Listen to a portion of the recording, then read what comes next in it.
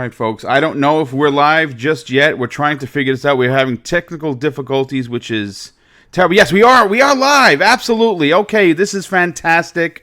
It just came up. Folks, listen, I first want to apologize for the 10-minute delay. We've been here actually since 9:30 discussing this. I didn't realize that this OBS thing is going to give me gray hair. But listen, let's get into the show. First of all, thanks for everybody being here. Welcome and good morning to this week's episode of Breakfast with Boom. This obviously is my first Discord and OBS stream, and obviously I feel like I'm doing it for the first time, which is never a good feeling.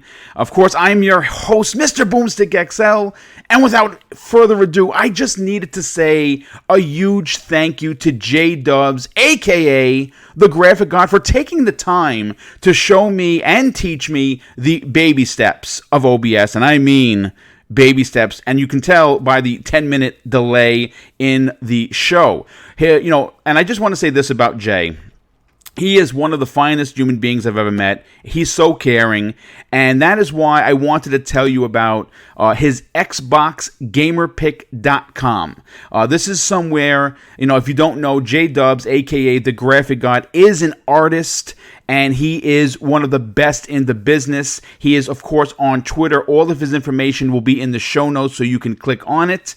And you can, if you want to go to XboxGamerPicks.com, he will be able to design original artwork for you, for your Xbox, for your PS4, and or your YouTube channel if you thought about making one. But now I want to get into the amazing community members that will be guesting on today's show. First up, we have someone who proudly admits he will not play Resident Evil anything, Silent Hill, or Outlast if his life depended on it. He's a huge Xbox fan. He's a friend to all. He's the creator of the amazing YouTube channel called Zemi Games, and a man whose backlog is so big he has personally lost count on what he needs to play next. Please welcome Dictator Zemi. Thank you so much, Boom. Super excited to be here. Can't wait to start jumping into all these topics. So thank you so much, and yeah. Well, listen, it's great to have you, dude. I just want to say thanks so much for always being here. And, listen, this is going to be a great show. Next, we have a diehard gamers whose love for the Xbox platform has no equal. A Batman fan who enjoys the Cape Crusader so much, he built his very own Batcave and is currently waiting for the keys to his very own Batmobile. He loves soccer, and some people would call him a fanatic. He's a mixer streamer on the rise to stardom. Please welcome Cybernox. Hey, thank you so much for that intro, Boom. I feel like I have to do this back to back because I was here the first time. Now I'm here again. Love it. I can't wait to start discussing this topic.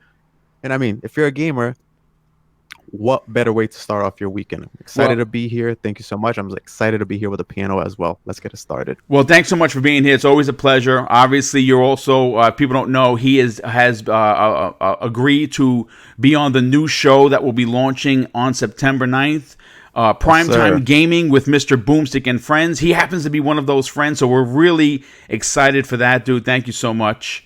And thanks again for being here. Next, we have a bus driver who has crazy taxi driving skills for days, but only displays them in Forza Horizon 4. He's a master at making GIFs. He's an Xbox fan through and through, and he's a UFC fan that will put you in the camel clutch if you get out of line. He's also a huge MCU fan. Please welcome Shan786.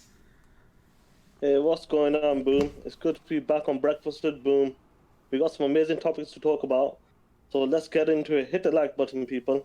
Well, that's very kind of you to say. And yes, please, if you wouldn't mind, and you're enjoying the show, and you like the content, hitting that like button will not break your arm, I promise. But yes, it is. It is very important that you do. There's for smaller YouTubers, the algorithm that we get into, it really dependent on how many people watch it, how many people like it. Even if you dislike it, it's somehow involved in the analytics. And the more people that can hear this show, the more potential gamers I get a chance to interact with. So I'm always looking for more subs for that matter. Like I said, I love interacting with the community, and it is greatly appreciated. But I want to move on to the next guest. Next, we have a returning guest whose New York accent is very prominent. His voice within social media is a powerful one that rings truth, justice, and the American way. He's a U.S. Army veteran with an attitude to match. His signature call-ins to the MC mornings are infamous across the land, and he's a diehard gamer not afraid to tell you about yourself. Please welcome G-Man 1172. Breakfast time for you. Breakfast time for me. Do me a favor. Keep your hands away from mine. I'm thrilled to be back on Breakfast with Boom. Thank you, everyone. It's wonderful to be back on the show, Boom. Thank you for the opportunity. It's always great to have you, dude. I'm glad that we were able to, you got out to me actually kind of late because we weren't sure whether it was going to be this week or next week. But it's great to have you, and you obviously took the place of J Dubs, who made a boo-boo and will be one of the guests next week. So, which is awesome. Yes, I was having Jay on is great. Can't go wrong with J Dubs. I concur everything you've said about his kindness, his artwork, everything. J Dubs is one of the pillars of the without a doubt. Yes, absolutely. And last, in no way least, making his Breakfast with Boom debut, we have a college student who's studying the art of cybersecurity, where I hope that one day he will save us all and the entire PlayStation community from the next big breach. His hobbies include being a diehard gamer, a huge car enthusiast, where his driving skills are revered, and someone who's a huge Captain America fan. Please welcome Alex, a.k.a. Yeti Swerve. Oh, man, thank you so much for that intro. Wow, that was something. Yeah, thank you for having me. It's a pleasure to be here. I hope if the chat and the panel like me, maybe the first of many. But I'm just ready to get into these topics, so let's just do it. Well, I appreciate you being here. Welcome to the show. And you know what? Let's get into the big topic that happened in the last 24 hours. If you have not been keeping your ear to the floor, something big happened. And it might be, I'm not going to say might be, in my opinion, it is the biggest story to come out in 2019. The legendary ninja of Fortnite fame has just signed an exclusive deal with Microsoft to be the face and frontman of Mixer, leaving Twitch, where he has made millions of dollars. This actually shocked me. At first, I thought it was people just, goofing around. That Ninja's never going to leave. Never. Because a week prior to this announcement, I had publicly admitted I thought Mixer was on the way out. Now, we know that Microsoft, when they invest in something and it's not working for them, they cut and run. And you know what? As a business, that's what sometimes you have to do. And I honestly thought that Mixer would be the next thing to be on the way out. Because obviously, when you go up against Twitch, I mean, Twitch is a big deal, right? But I'm going to say this: Ninja coming to the Xbox side really does prove to me, and it should prove not only to the Xbox faithful, not for the casuals, but of the entire world, that they're really crazy serious about what they're going to do in the next generation.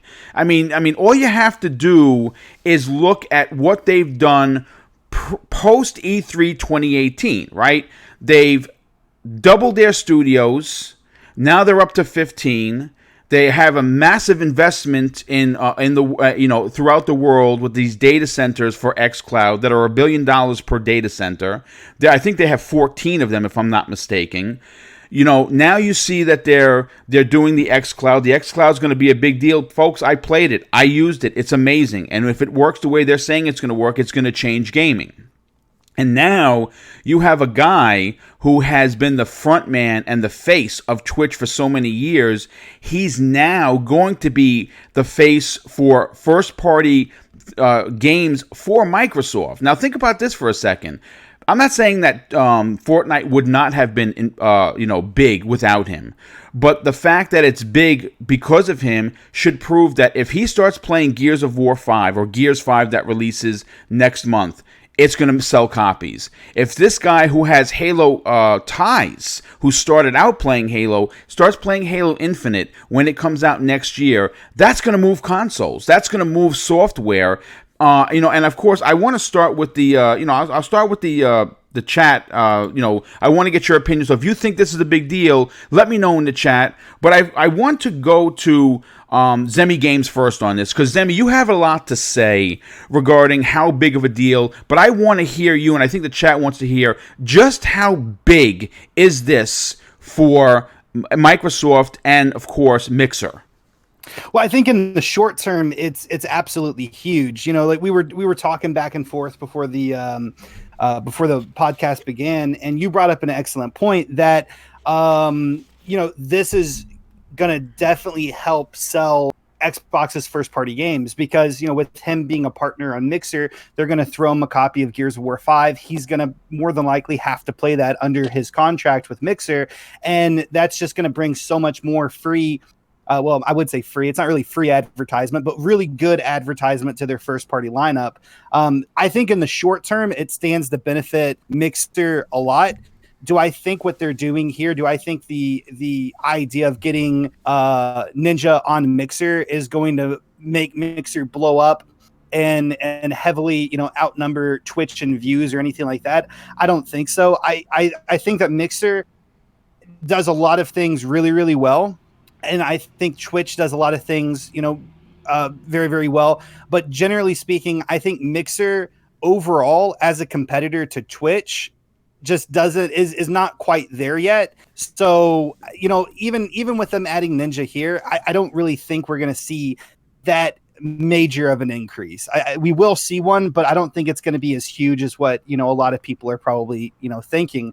Another thing as well is, if they started going and grabbing a ton of streamers from Mixer, then I think that would, or a ton of streamers from Twitch, I think that would have a huge impact. But just getting Ninja over on the platform, I think it's a risky move, because with social media, it doesn't matter if it's YouTube, doesn't matter if it's Instagram, doesn't matter if it's live streaming. It's almost like a carousel. Someone's always on top, but that person on top usually, he may be on there, for maybe 4 years, maybe a little bit longer, but they always tend to rotate back down and not be nearly as popular as they once were. And Ninja's been on the top for a very, very long time. So, it may come back to bite Microsoft in the butt, here in a couple of years, whenever, someone else comes on top and no one wants to really watch Ninja anymore. You know what? I understand what you're saying, but I still think it's a big signing. Real quick, before I get on to the next panel member and his opinion, I have to thank two people. First of all, Tempest's son, who's also a regular panel member that will be joining us on the new show that launches on September 9th, drops an amazing and a very generous $5 super chat. And he says, gotta catch the show later, but can't wait to listen. Have a great day, everyone. Yes, thank you so much for being here, dude. And, of course, the generosity. And then Scrub Nurse, another outstanding community member who drops an outrageous $5 super chat. And he says, it is a big move. I think it will only work if he plays first-party games. I don't believe this will change how Mixer has looked overall. And he's actually agreeing with you there. Look, the thing is this: when you have, I'm not sure who in the panel talked about comparing it to a sports team, but when you have a sports team that needs talent and you start signing big names, it makes your team better. That's number one. And number two, more people have eyes on that said team.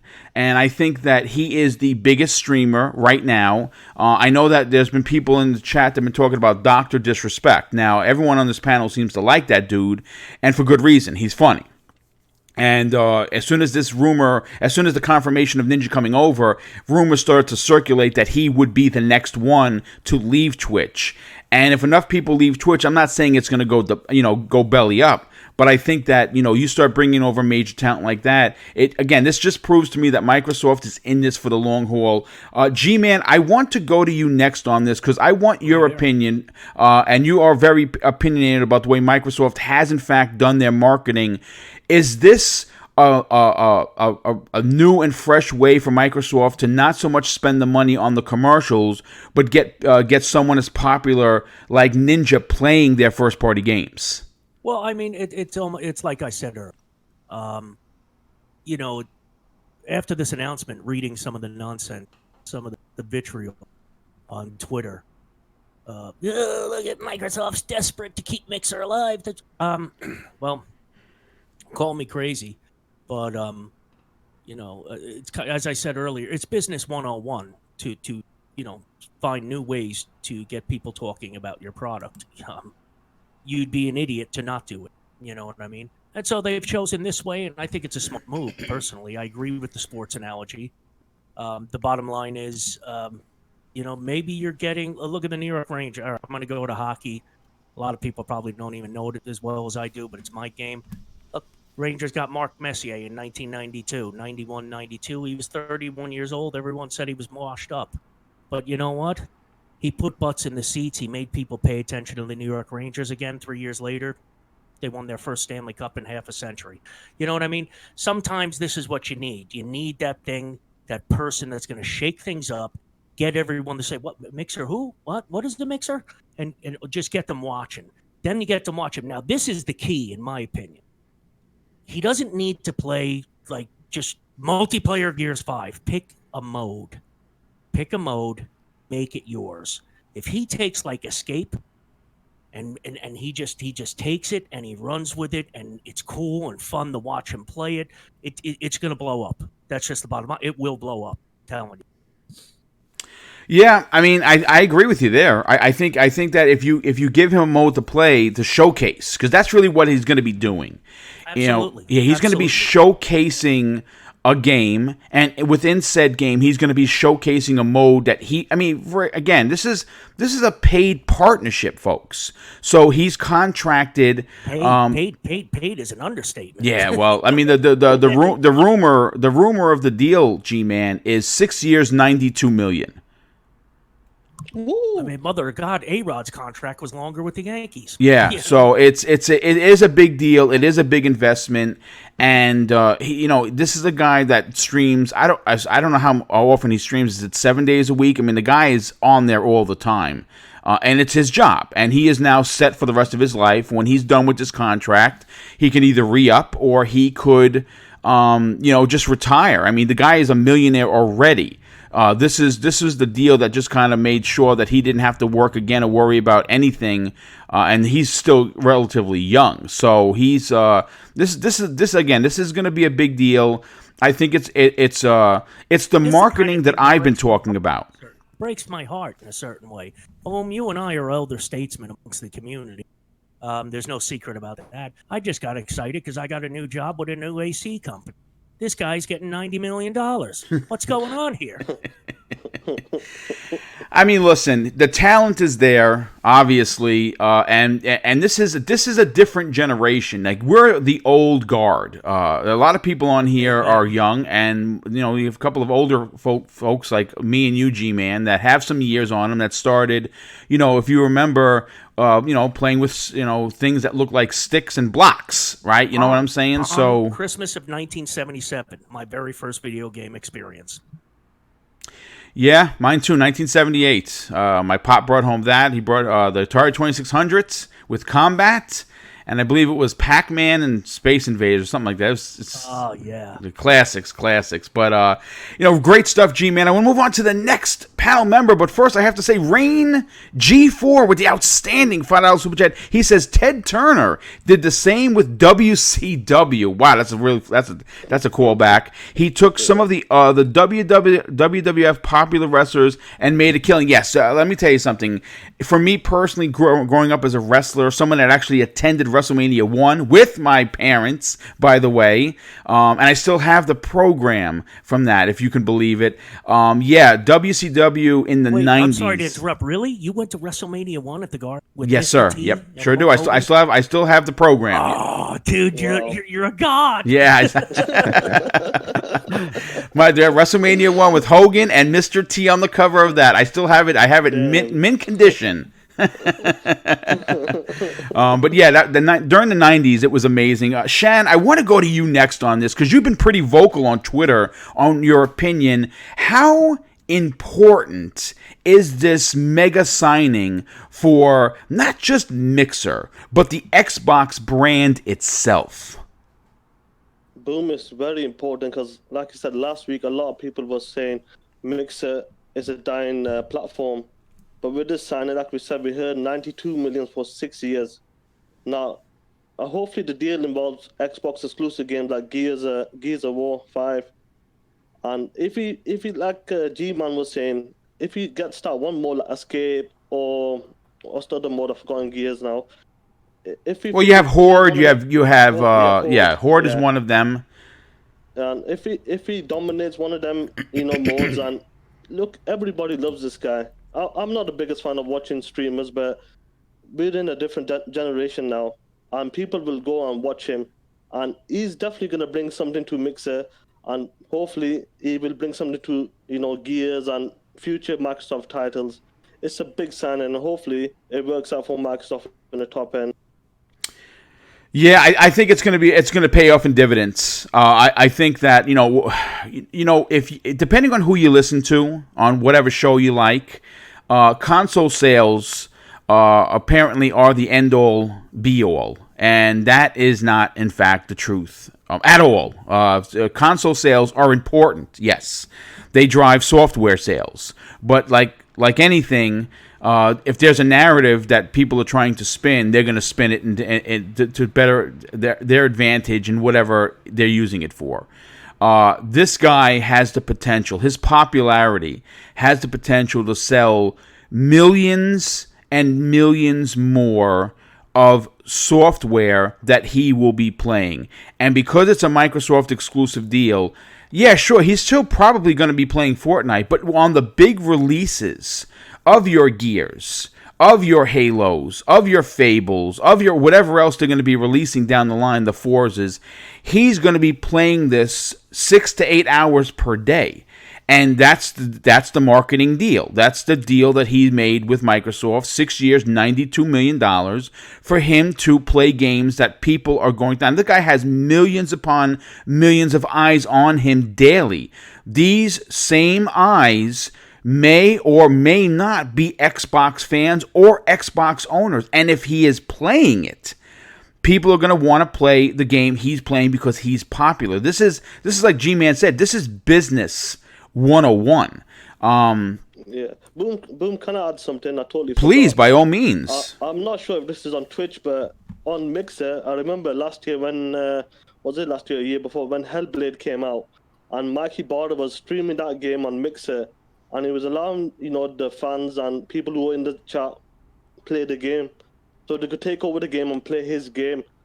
And with Ninja, with all that traction, people maybe could jump in and carry on playing his game and interact, and it's a different ball game. I'm not sure if Twitch does that or not. I don't know. I'm not. They don't. Yeah. What's that? I'm pretty positive Twitch does not have that. Okay, no, Twitch does not have that, and that's again, it's one of those things. Just imagine if you're that kid that Ninja allows you to play his game. I mean, that's crazy talk, what we're talking about. And again, it's one of those things, they do something that the other person doesn't do. It's listen, people are not going to want to hear this, but I'm going to say it.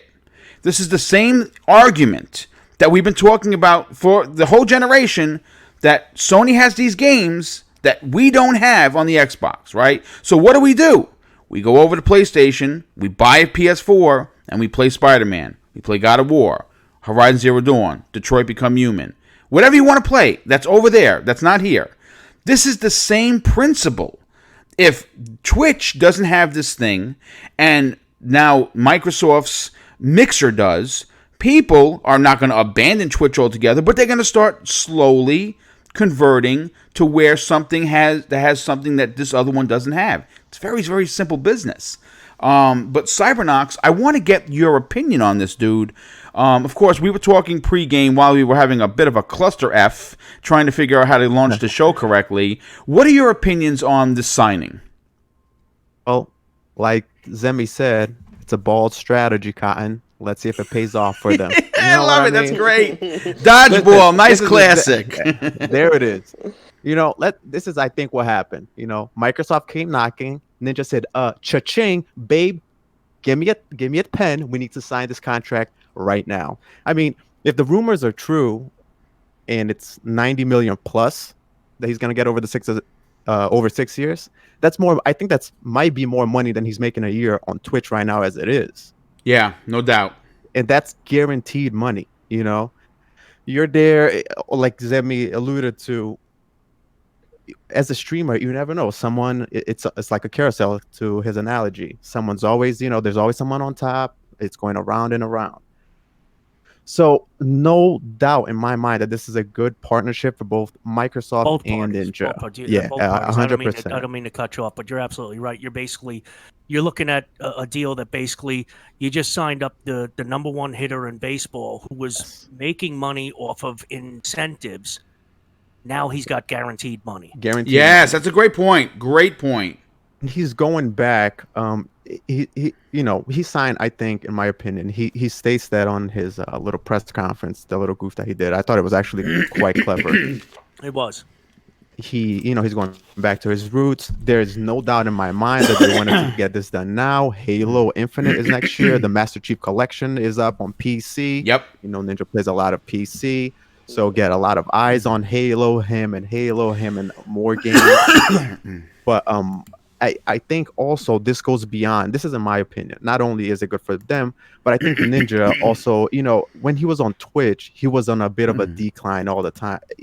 It's kind of like that saying in Batman, not to reference Batman because I'm a Batman fan, but like live long, beat the hero long enough, and you see yourself become the villain. You know what I mean? Yes. Like he was up and down on Twitch. People were like, there were a lot of people hating on him. Didn't matter what he would do. There's even like tons of videos made about how he was on the decline. So making the switch, I think, is going to be good for both platforms. But is how long does he want to keep streaming for? Maybe this goes beyond the streaming. We often say, hey, who's the face for Xbox? Who's a face for Microsoft? Who's a face for Mixer? Anything that's Microsoft or Xbox related. They could have something in the background in the works that's saying, hey, listen, do you want to do streaming forever? Are you going to continue to do streaming? And after maybe he's done streaming, he goes and works for Microsoft, doing, Microsoft shows, maybe be a Larry Herb, somebody in that nature. Please. And maybe be the face of Xbox. Because Ninja, whether you like him or whether you hate him or love him, he's got that brand recognition. Everybody knows who Ninjas is, regardless of like people text me, people who don't game, don't do anything about gaming. Says, who's this? Ninja just signed for Mixer. What's Mixer? Like they start questioning. Wow. But So it's a great move. They know who Ninja is. He's got that brand recognition. Also, don't ever apologize for bringing up the darkness. Oh, absolutely right. Yeah, no, he's welcome here. I can't be doing that. Come on. No need. I mean, I haven't seen him. I haven't seen him in the chat yet, but Batman usually stops by. He's known as the UK Dazarus or Batterus. If you didn't already know, he is Batman, or at least the British version of Batman. So ultimately, just to finish up my point, it's a great move for both parties. No doubt that Ninja did this to secure a little bit, have a more guaranteed future, financially for him and his family. Like I'll never fault a sports athlete, anything like that, for going to better finance, secure their future a little bit. So him doing this move it's great for him. It's great for Microsoft. I think it goes beyond just streaming, and I think it's a good move for them to do this now before Halo comes out and more first-party games from Microsoft come out. So maybe he can help push those games out to the public a little bit more. Even he can promote Game Pass as well. Have it all over in the stream. Talk about sign up and this you get this many games. Oh yeah, 100%. All sorts of things. xCloud. The future is bright, definitely. Yeah, it's real quick. Shane Tomlin says in the chat that he's Batman. So apparently there's going to be a Cape Crusader battle royale coming to the Breakfast We'll with Boom. take shifts. We'll take shifts protecting Gotham. You know? Shane can be George Clooney with the nipples. Yeah, well, let's hopefully that does not happen. We don't want any nipples on Batman. But listen, I have to go to Yeti. I'm sorry. No, yeah, you have something else you want to add? Thing. What Shan said that I didn't even think about is absolutely, it's like a move of genius. Like, be on Mixer. Can you imagine being a fan of ninjas and just having like, you know what? Go ahead and play this for me. Because you can take control of the game. It's insane. Like the Mixer is a very good streaming platform. It just hasn't gotten the recognition that it deserves, I think. So bringing more, let's say, more talent from Twitch over to Mixer, I think it'll even out the base a little bit more. And you know, like everybody states this all the time. Competition is good for everybody. So let's see what it does. No, that's a great point. And obviously, like I said, it would not be surprising for them to sign some more talent. Like I said, Dr. Disrespect has been rumored since this came out. Now, is it going to happen? Well, I don't know.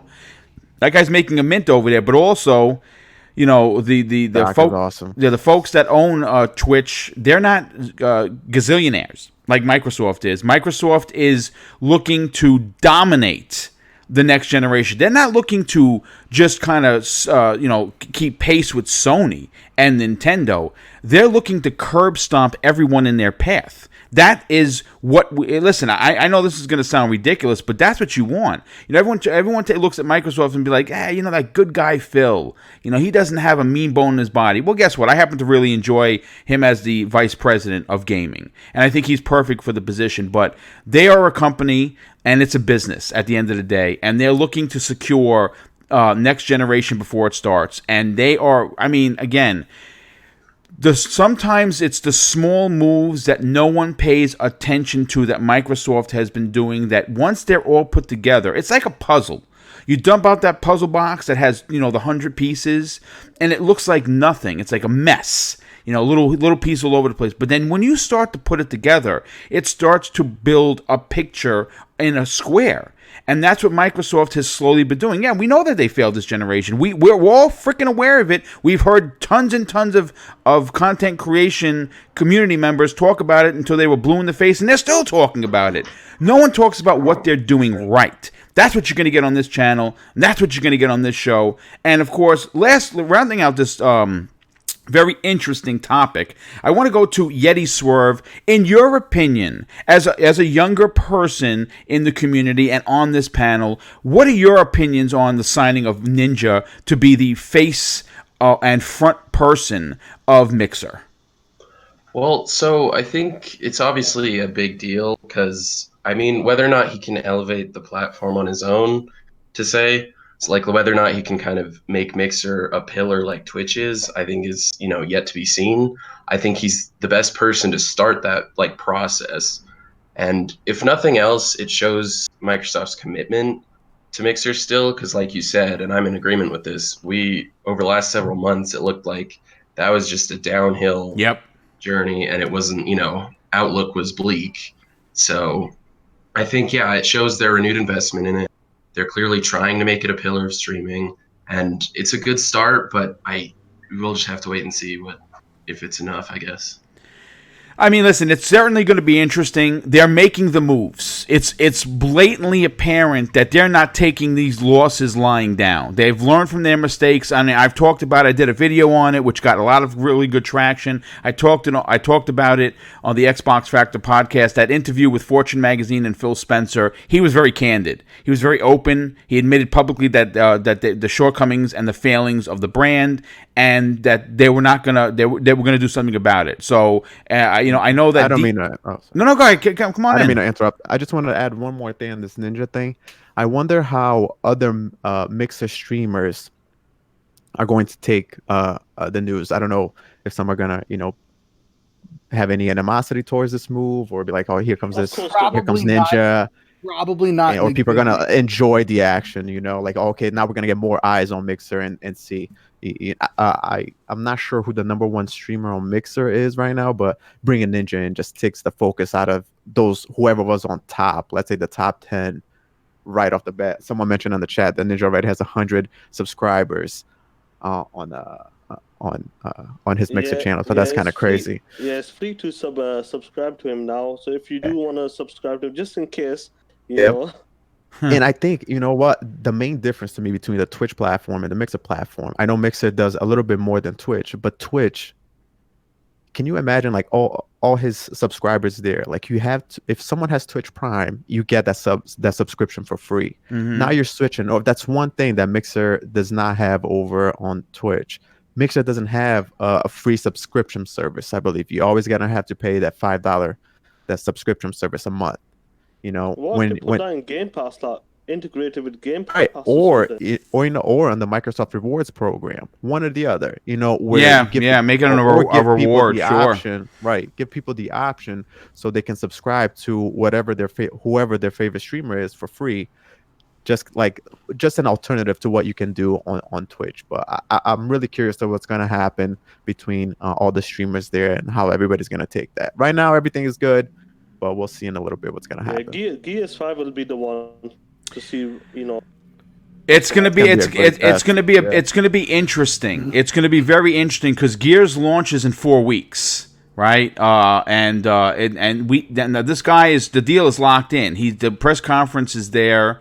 We talked about it privately before we went live. I'm not sure, and I'm not sure who was that spotted this. Master Chief was in the audience behind the reporter. You see the mask. And he talks about going back to his roots. This kid started with Halo, so Halo Pro player, I believe. Yeah, so it's gonna be a freaking big deal. But let's move on to the next topic, and one that you're not gonna really hear on any other show, and that's what makes these podcasts so different. Because you know what? Who wants to hear the same old regurgitated shit, right? You're here for interesting and fun topics. That's what I try to bring every week.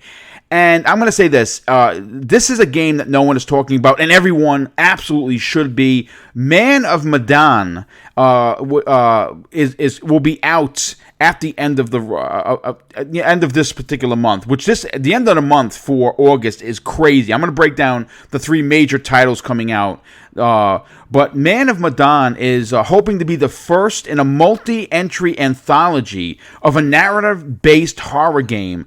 It's going to take primarily, at least the first one, on an abandoned ship, and basically the choice system is similar to what developer Supermassive Games previously did with Until Dawn. Now, if you don't know what Until Dawn is, and you like horror games, it's probably still one of the best looking PlayStation 4 games. It's in my opinion one of their finest exclusives that was made by Supermassive.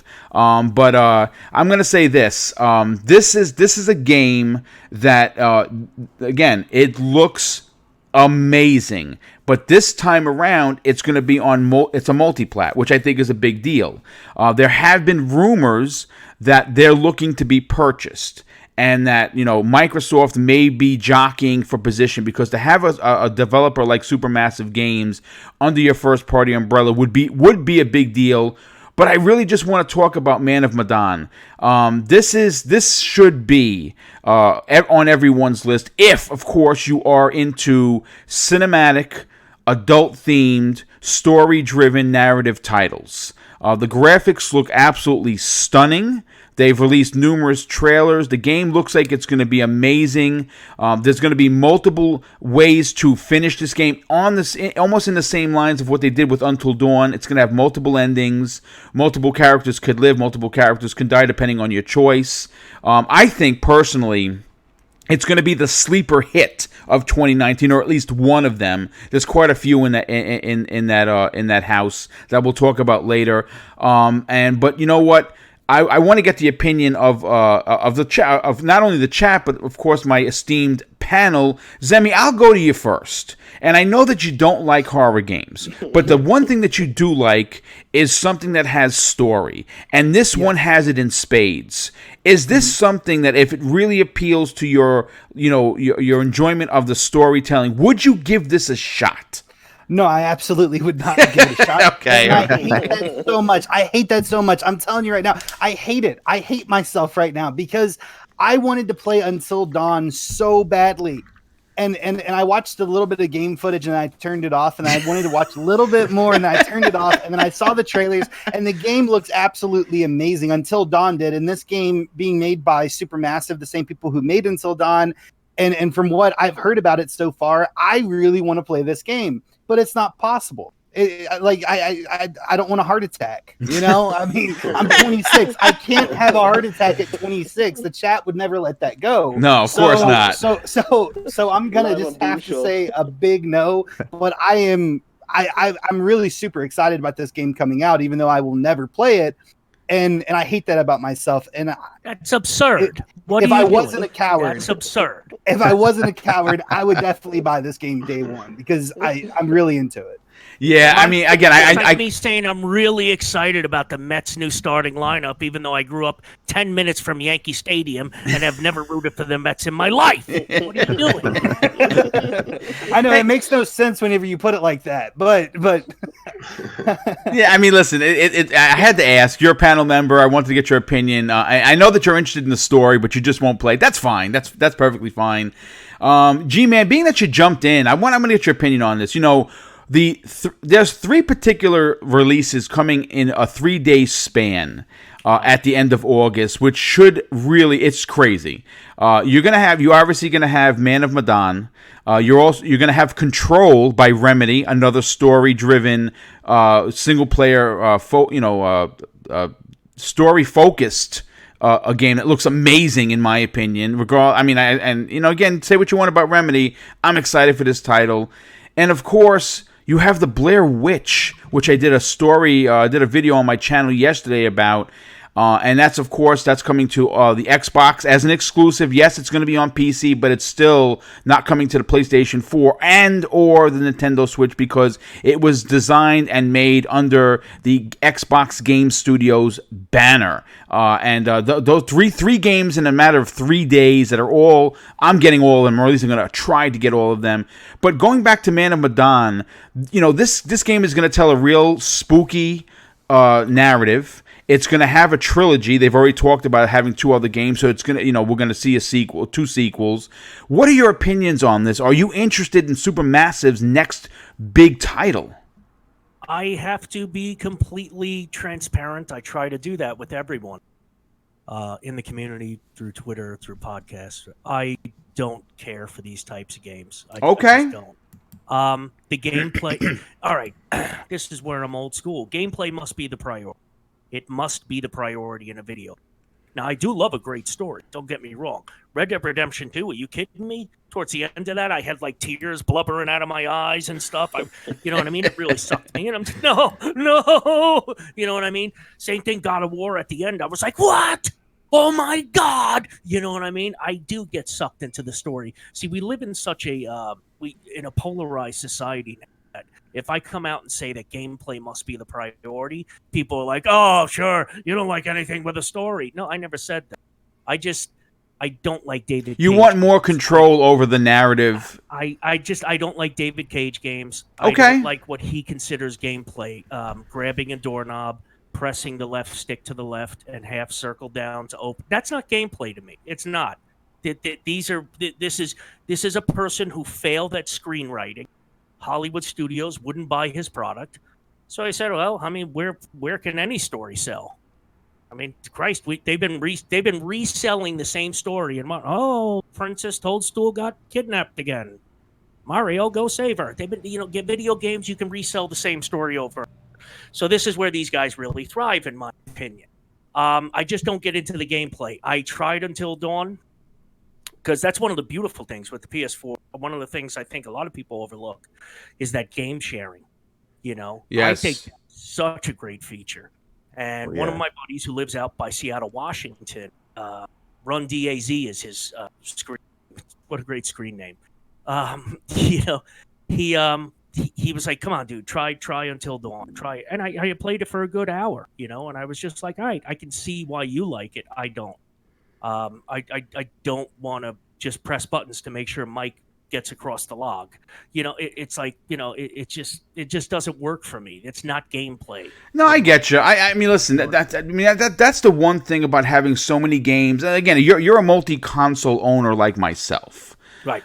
So we have an advantage of people that just choose one side, and you know what? Because people choose one side, it's not a plastic thing. Sometimes it might be, but a good portion of the time, it's a financial thing. Thing. It's this is an expensive hobby. Yes, Let's be yes, real.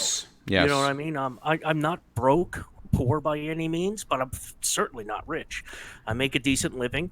I get my disability check from the military, so I can own my little systems, you know what I mean, and have my little hobby. I don't play for PlayStation Plus. I only pay for Live because I don't have anybody to play with on PlayStation Plus. So what's the point of paying for it? So you pick your battles here and there. You know what I'm saying? Now, second thing to what you were saying about these games coming out within a couple of days of each other, dude. Control? Are you kidding me?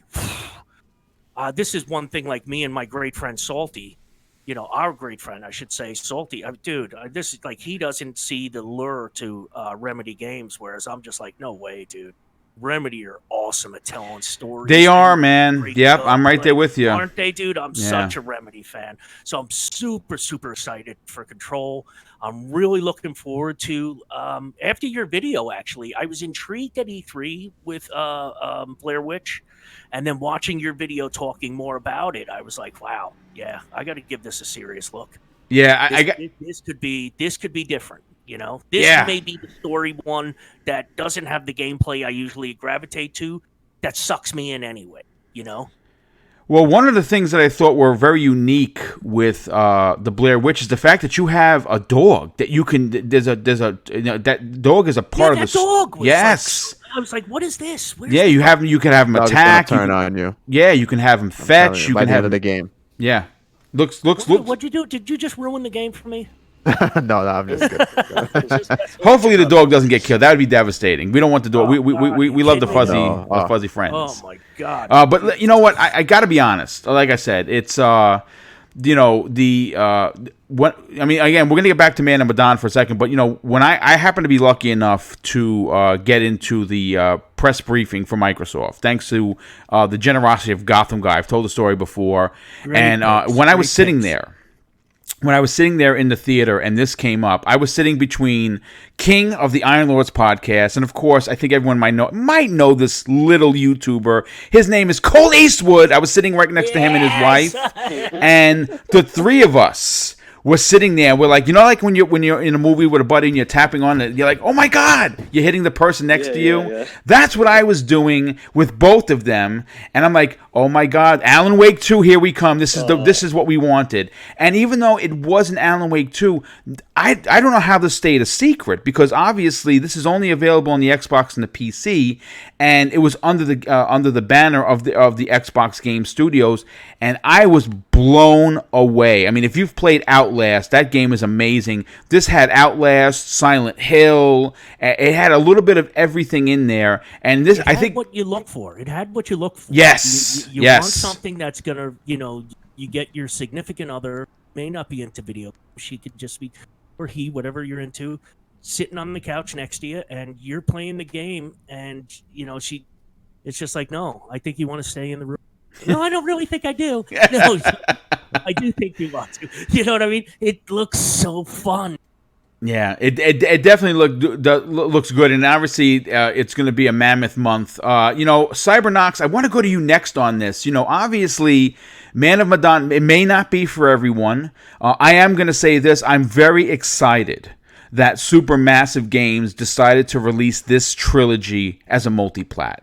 Not because I wouldn't have played it on the PlayStation 4, but for me personally, I enjoy my Xbox more than the PS4. I keep my PS4 for their amazing first-party exclusives, but this is something that I would like to have played on my Xbox One X, which is it's where it's gonna look the best and run the best.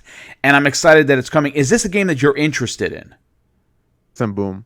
This game may not be for everyone, but it sure as hell is for me. Nice. I am in love with this kind of genre. I love the horror genre. I saw this game. Where did they show this game off first? I forgot what they did, but it had me with the first trailer. Like, it speaks to me, and I love that feeling where you're creeping around, you don't know what's around the corner. That's just for me. Like, the first time had me at hello. it It had me at yes, hello, right at hello. Freaking the first time I played Outlast, I fell in love with these types of games where you're going around, you have the setting, the atmosphere is all there. You play this game with headphones, it's gonna be amazing. Till Dawn, but for some reason, I never played, but I watched like all the walkthroughs and everything on YouTube, and just watching that game. Sometimes you don't even have to play the game, but you put a headphone on. I just love the horror genre.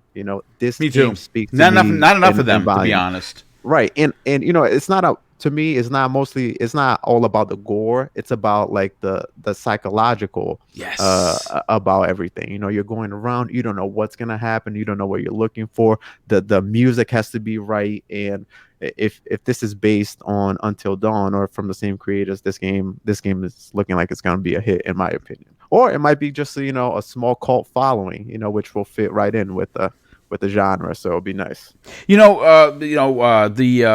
game that they released on the PlayStation 4 did very well for Well, yeah. Supermassive. There's no that sold a lot. A lot of people didn't see that coming. Graphically, I still say it's one of the best looking PlayStation 4 games. So that quality of development, that intriguing way that they tell a story, I'm expecting to be in Man of Medan. And like I said, it's coming out at the end of August. Usually the only thing we have coming out at the end of August is Medan, and we have a lot of games coming out at the end. All that may be, I mean, again, I don't like putting A's next to games, all right? Because your AA game may be my AAA game, and your single A game might be my AAA game. It doesn't matter. It's what the person enjoys. I think this is going to be big for them. I am going to say this to you. I hope that Microsoft does decide to purchase them because they would fit right in there. To the story element that goes with this game looks to be top notch, and I think I love playing multiplayer, but what first grabs me and brings me to a game is how well the story is being told. Yep. You're always gonna have everything else, and Man of Medan is just hitting all the bells and whistles for me. It looks like it's got a tremendous, well put together story. Looks like the acting is top notch. The sound seems everything is there, and then the gameplay, they have already kind of proven that with it Until Dawn. So it looks like it's gonna be a hit. Hopefully, it's a hit.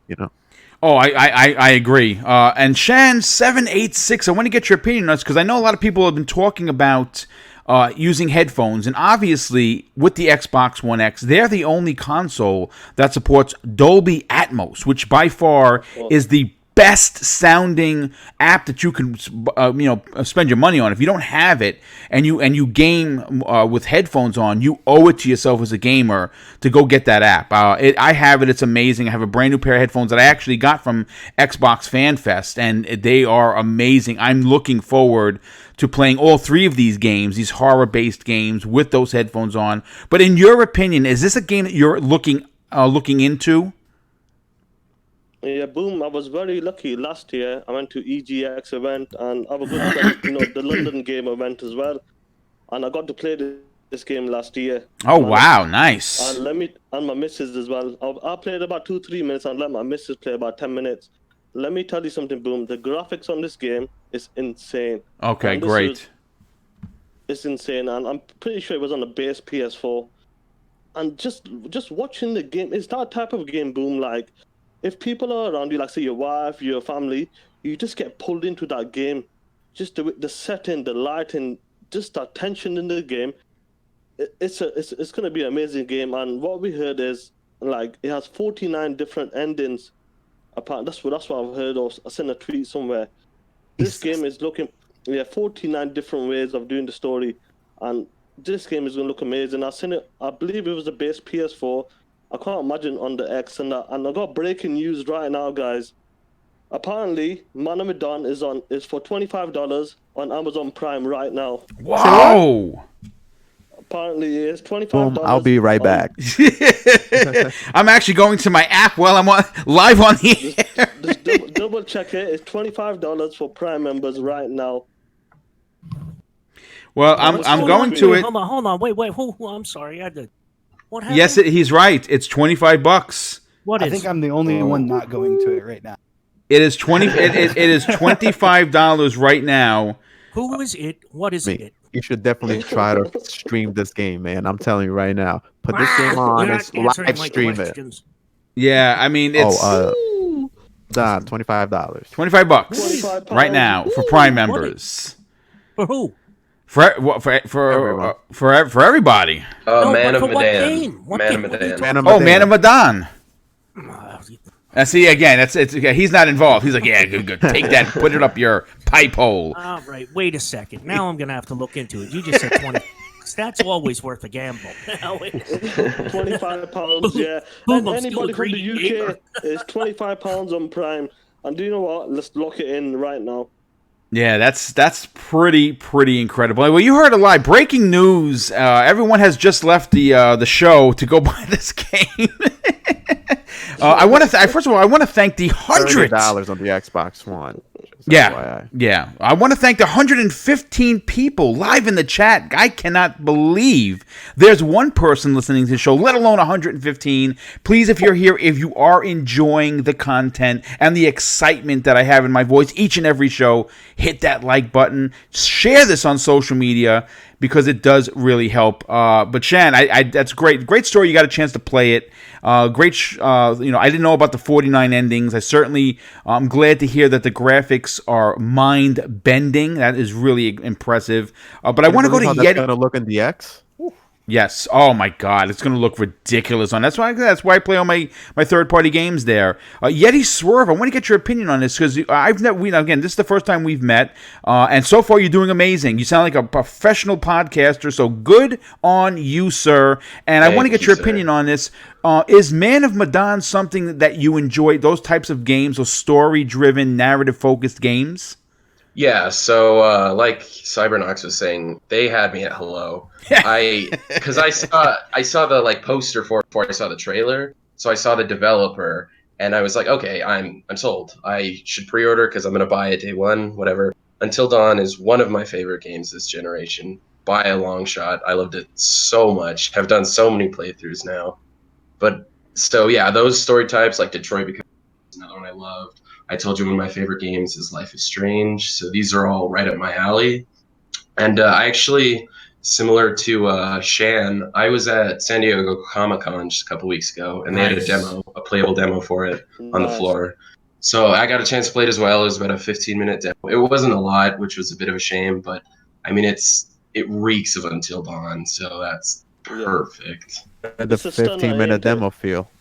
It was good. I mean, it was on a tiny TV, 1080p, so probably base PS4. So I was like, this is going to look incredible in the X.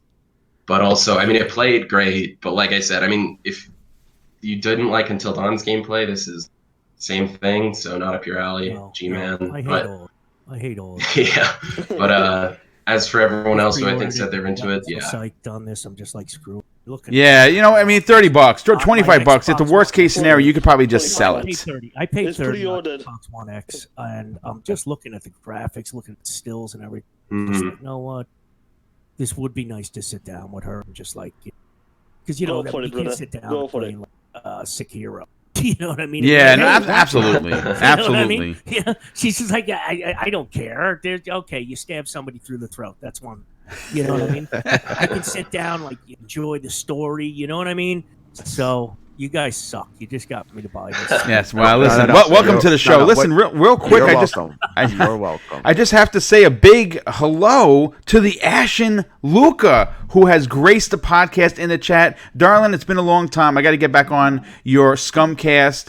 She was asking, what program am I using?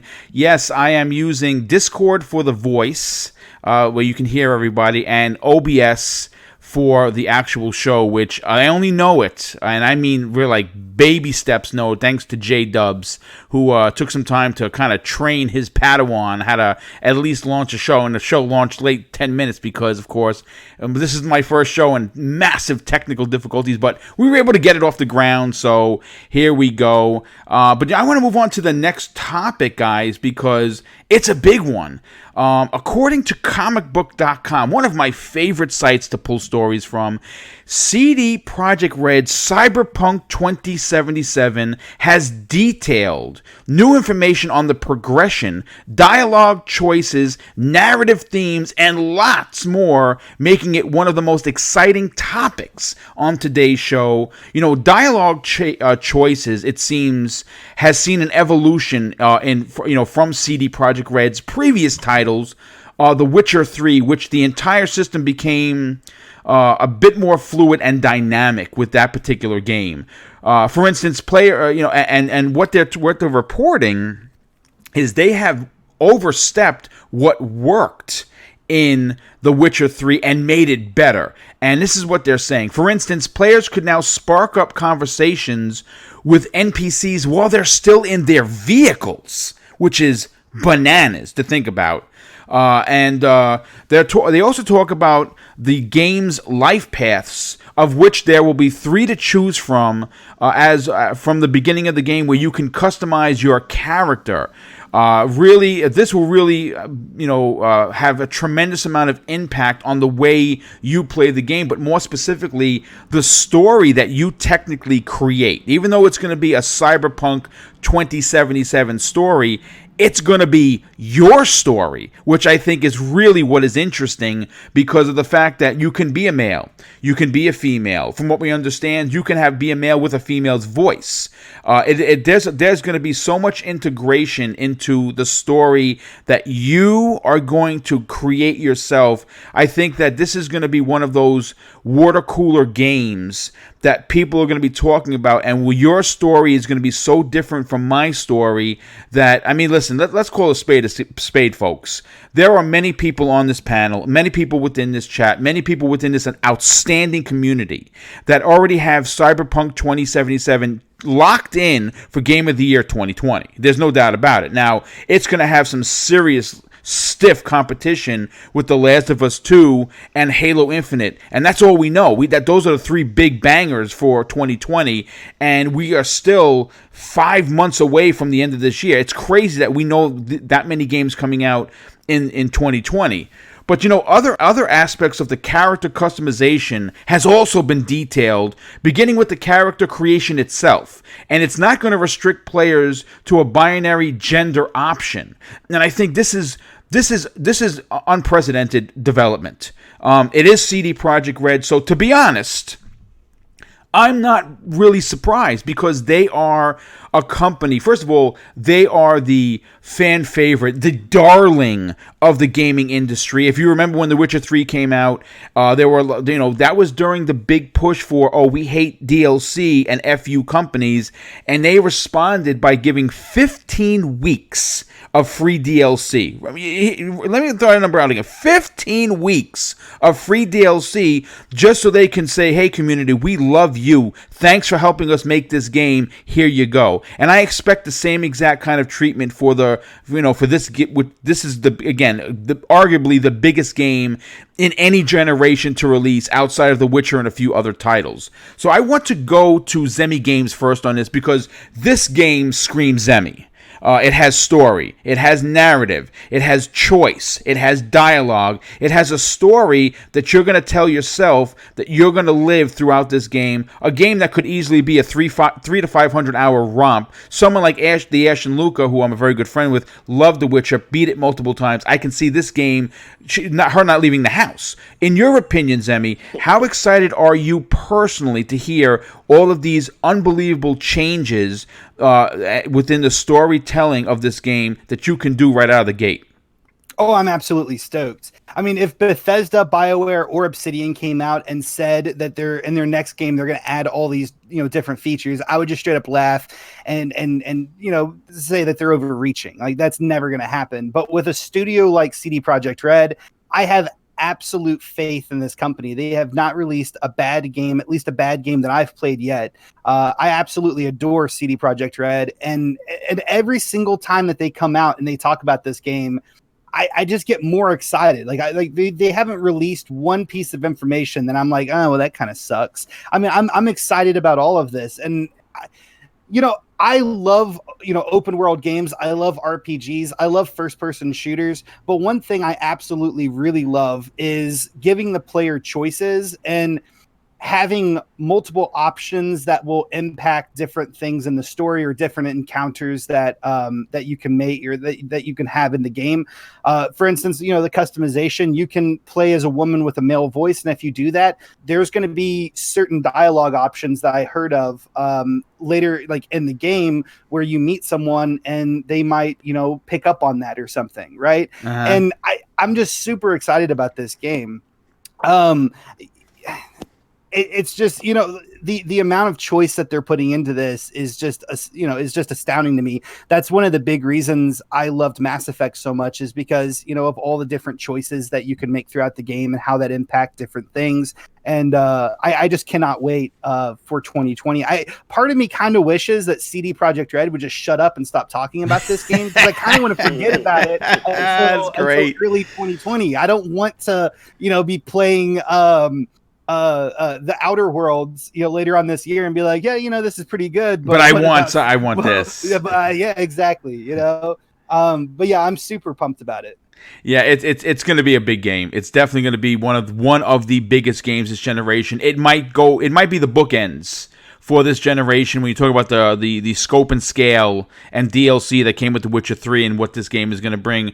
Cybernox, I want to go to you next on this. Street cred is also something that's going to play an important role within the game. Items and that are rare within the game will be hard to find on sale in stores, but the higher street cred you have, the higher chances that someone within the game, an NPC, will sell you said weapon you are looking for. That is crazy to think that you are going to be responsible for keeping your personal game character's credit in the green, so to speak, or in the black, and not letting it go down to the red, because then you lose access to, with certain vendors, to something that's a unique item that you want. What does that tell you about the structure of how big Cyberpunk really is going to be? To me, it just shows you the level that CD Projekt Red is on. They continually, in my opinion, they try to evolve their game as much as possible. They try to keep pushing the boundaries of mechanics game. To me, if you look at The Witcher, it's probably one of my favorite games this generation. The Witcher, it's amazing. I know a lot of people don't finish it. There's sometimes, I've said this before, they have so much ambition, they're a victim of their own success. They give you so much. Sometimes it's overwhelming. It's overwhelming. You get lost. Cyberpunk, it's looking that way as well. But it's amazing the way you have to keep up with vendors, kind of like what you said. You have to earn your street cred, all the customizations that you have on this game, from kind of like you said, from where you pick, where you came from, all the RPG elements. If you want to be a boy, a girl, a boy with a girl's voice, a girl with a boy's, it does not matter. They're giving you all the tools. Choice is key here, apparently. Choice is key, yeah. And you keep looking at this game, and you're just like, wow. It just, every time I look at this game, it's just like, yes, this game is going to be one of these games that you're going to be playing for a long time. Yeah. And DLC. If you look at The Witcher 3's DLC, better than the game package, are you kidding me? See, for the game was 40 hours long. That's like bigger than some games that just released now, and souls into all the games that they publish and that they make. So that's why I'm always gonna be a fan of theirs. I'm always gonna be a consumer. I'm always gonna buy their games. But this game is looking more and more incredible. The more you hear about it, the more you just want to get your hands on it. And hopefully it won't get delayed. They said next year. Yeah, it's early next year. We'll see. I mean, you never know. But you know what? They don't release anything broken. That's the one thing we can say about CD Projekt Red. One thing I'll say too is I hope they're not using this street cred as one of these little side things that you have to do, like consistently just keep doing side missions just to I have faith in CD Projekt Red. but I just hope it's just not like it has more. And knowing them, I'm sure there is more depth into it. Yes. I hope it's just not like, just you have to keep doing the same mission. No, I doubt it. I just think that's gonna be woven. Yeah, I believe. I believe that's going to be woven into you're just doing missions. Zem, you wanted to add something, brother? Yeah, I think what they're talking about with the street cred, I think that's going to be just woven into everything, like story missions, side missions. I think just like your actions overall. I think it's going to be kind of like a karma system, or like the Paragon kind of system, like we've seen in like some RPG games, where it's just like an overall thing, like off of the choices that you make and different things. I mean, you can't say anything. They have that track record. Yes. You know what I mean? There's a couple of developers that have a few developers actually that have that track Naughty record. Dog is another one that I have full confidence. 100%. Yeah. Naughty Dog, to me, Sony Santa Monica. Yes. Yeah. They had Rockstar, Rocksteady for me. Mm-hmm. Like, they have that track record. Like, just let them do what they have to do. They have their vision. They have, they have street cred with you, let's say. That's right. That's a good point. Just let them do what they do, and I'm sure you're gonna get a hell of an experience. Yeah, no doubt about it. Before I get to the next panel member, I have to thank Fanatical Gamer 2 with the outstanding and very generous $5 super chat. He says, "Great show, Boom." Well, thanks, dude. I appreciate that very much. I'm glad that you're enjoying it. G-Man 1172. I want to go to you. First of all, when you talk about street cred, being from New York, growing up in the 70s like you and I did, you needed a little bit of that. Okay? So I want to get your opinion, G-Man, not just so much on the street cred, but the fact that every time we hear about Cyberpunk 2077, it just continues to skyrocket on how amazing this game is going to be. There has been no, if this was the stock market, you would cash your chips in, because there's been no valleys here. It's only been peaks. What are your opinions on what you heard so far about Cyberpunk 2077? Looking back throughout my life with gaming, and obviously a long time ago, the vast majority of the library, like on the Sega Master System, all my neighbors had the NES in '85, and then in '86 the Sega Master System came out, and it had better graphics, better sound. It didn't have Mario. It didn't have the original Legend of Zelda. Nintendo, whatever. My point being is, you lived by exclusives. You lived and died by them. And I'm not one of these people that thinks exclusives don't matter at all, because they do. I mean, I think you're an idiot if you don't realize they matter. But at the end of every generation, at least since the PS1 gen, my favorite games are multiplats. Yeah, I agree. You know what I mean? My favorite games usually turn out to be the multiplats. The PS1 gen, my favorite game was Half-Life. Yeah. That was exclusive. People say, "Well, but that was exclusive to PC." Actually, no, I own it. I own the original Half-Life from my PS2 as well. Yeah. Mm-hmm. Deus Ex, the original Deus Ex. My point being is, the multiplats always seem to shine a little brighter for me, whereas other people add an extra point just for a game. Enthralled by a game and just been a little bit happier thinking of who can't play it. It's absolutely that's a very old school mentality. What I mean? It's so stupid. You know. So CD Projekt Red, I mean, there's no doubt about it, are the darlings of the industry now. And I know Sony fans, some of the ponies that say, "No way, they're not as good as Naughty Dog." Look, Naughty Dog are great at what they do. I don't take that away from them. Naughty Dog creates some of the most thought-provoking, emotionally, dude, I am not an emotional guy. Not to say I'm cold-hearted, but I mean, they still get you, man. Somehow they get you. They do, Naughty Dog. They just find a way in there, and they mix it with adequate gameplay. And I say adequate when I'm talking about Uncharted, because it's really not that great. The gameplay is not stupendous. It's not. they get away with incredible voice acting, great dialogue, and all. You know what I mean? It's the entire Graphics, package yep. that makes their games great. Now, The Last of Us is better than Uncharted. I'll give it that. You know, but CD Projekt Red, holy shit, what they're doing with Cyberpunk, it just everything you read, it just like, you know, I was a big Witcher fan with the books. And then I jumped in with Witcher 2 on Xbox 360 because I didn't have a gaming PC at the time. And then I had a gaming PC built, so I went back and played the first one. Unlike other people, I don't mind going back and playing old games. I do, you know. Sorry, Jim Ryan. I like old games. That's funny. Yeah, I don't mind that either. You know what I mean? I do. I like old games. Sorry. You know what I mean? I'm an old guy, you know.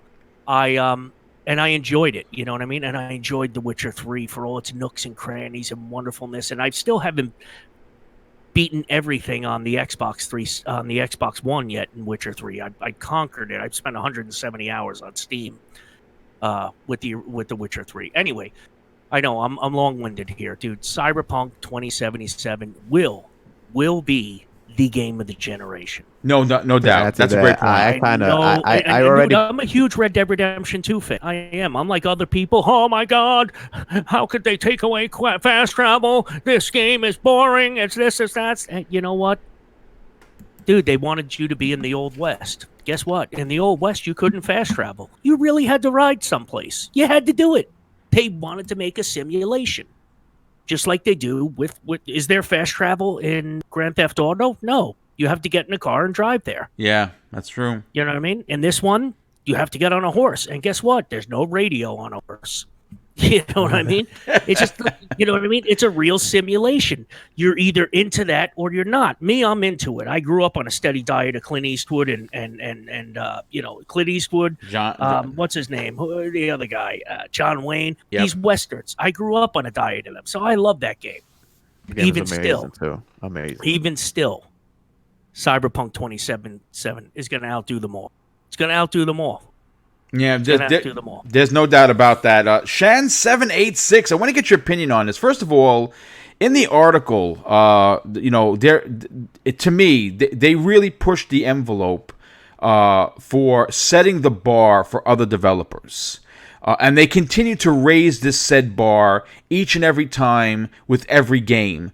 But what's fascinating about this is that, you know, when they first showed that, I think it was 48-minute video a couple of years ago. It might have been, I'm not sure if it was last year or 2017. 2017, yeah. They showed a significant chunk of the game. And to be honest, it looked like we could play it right then and there.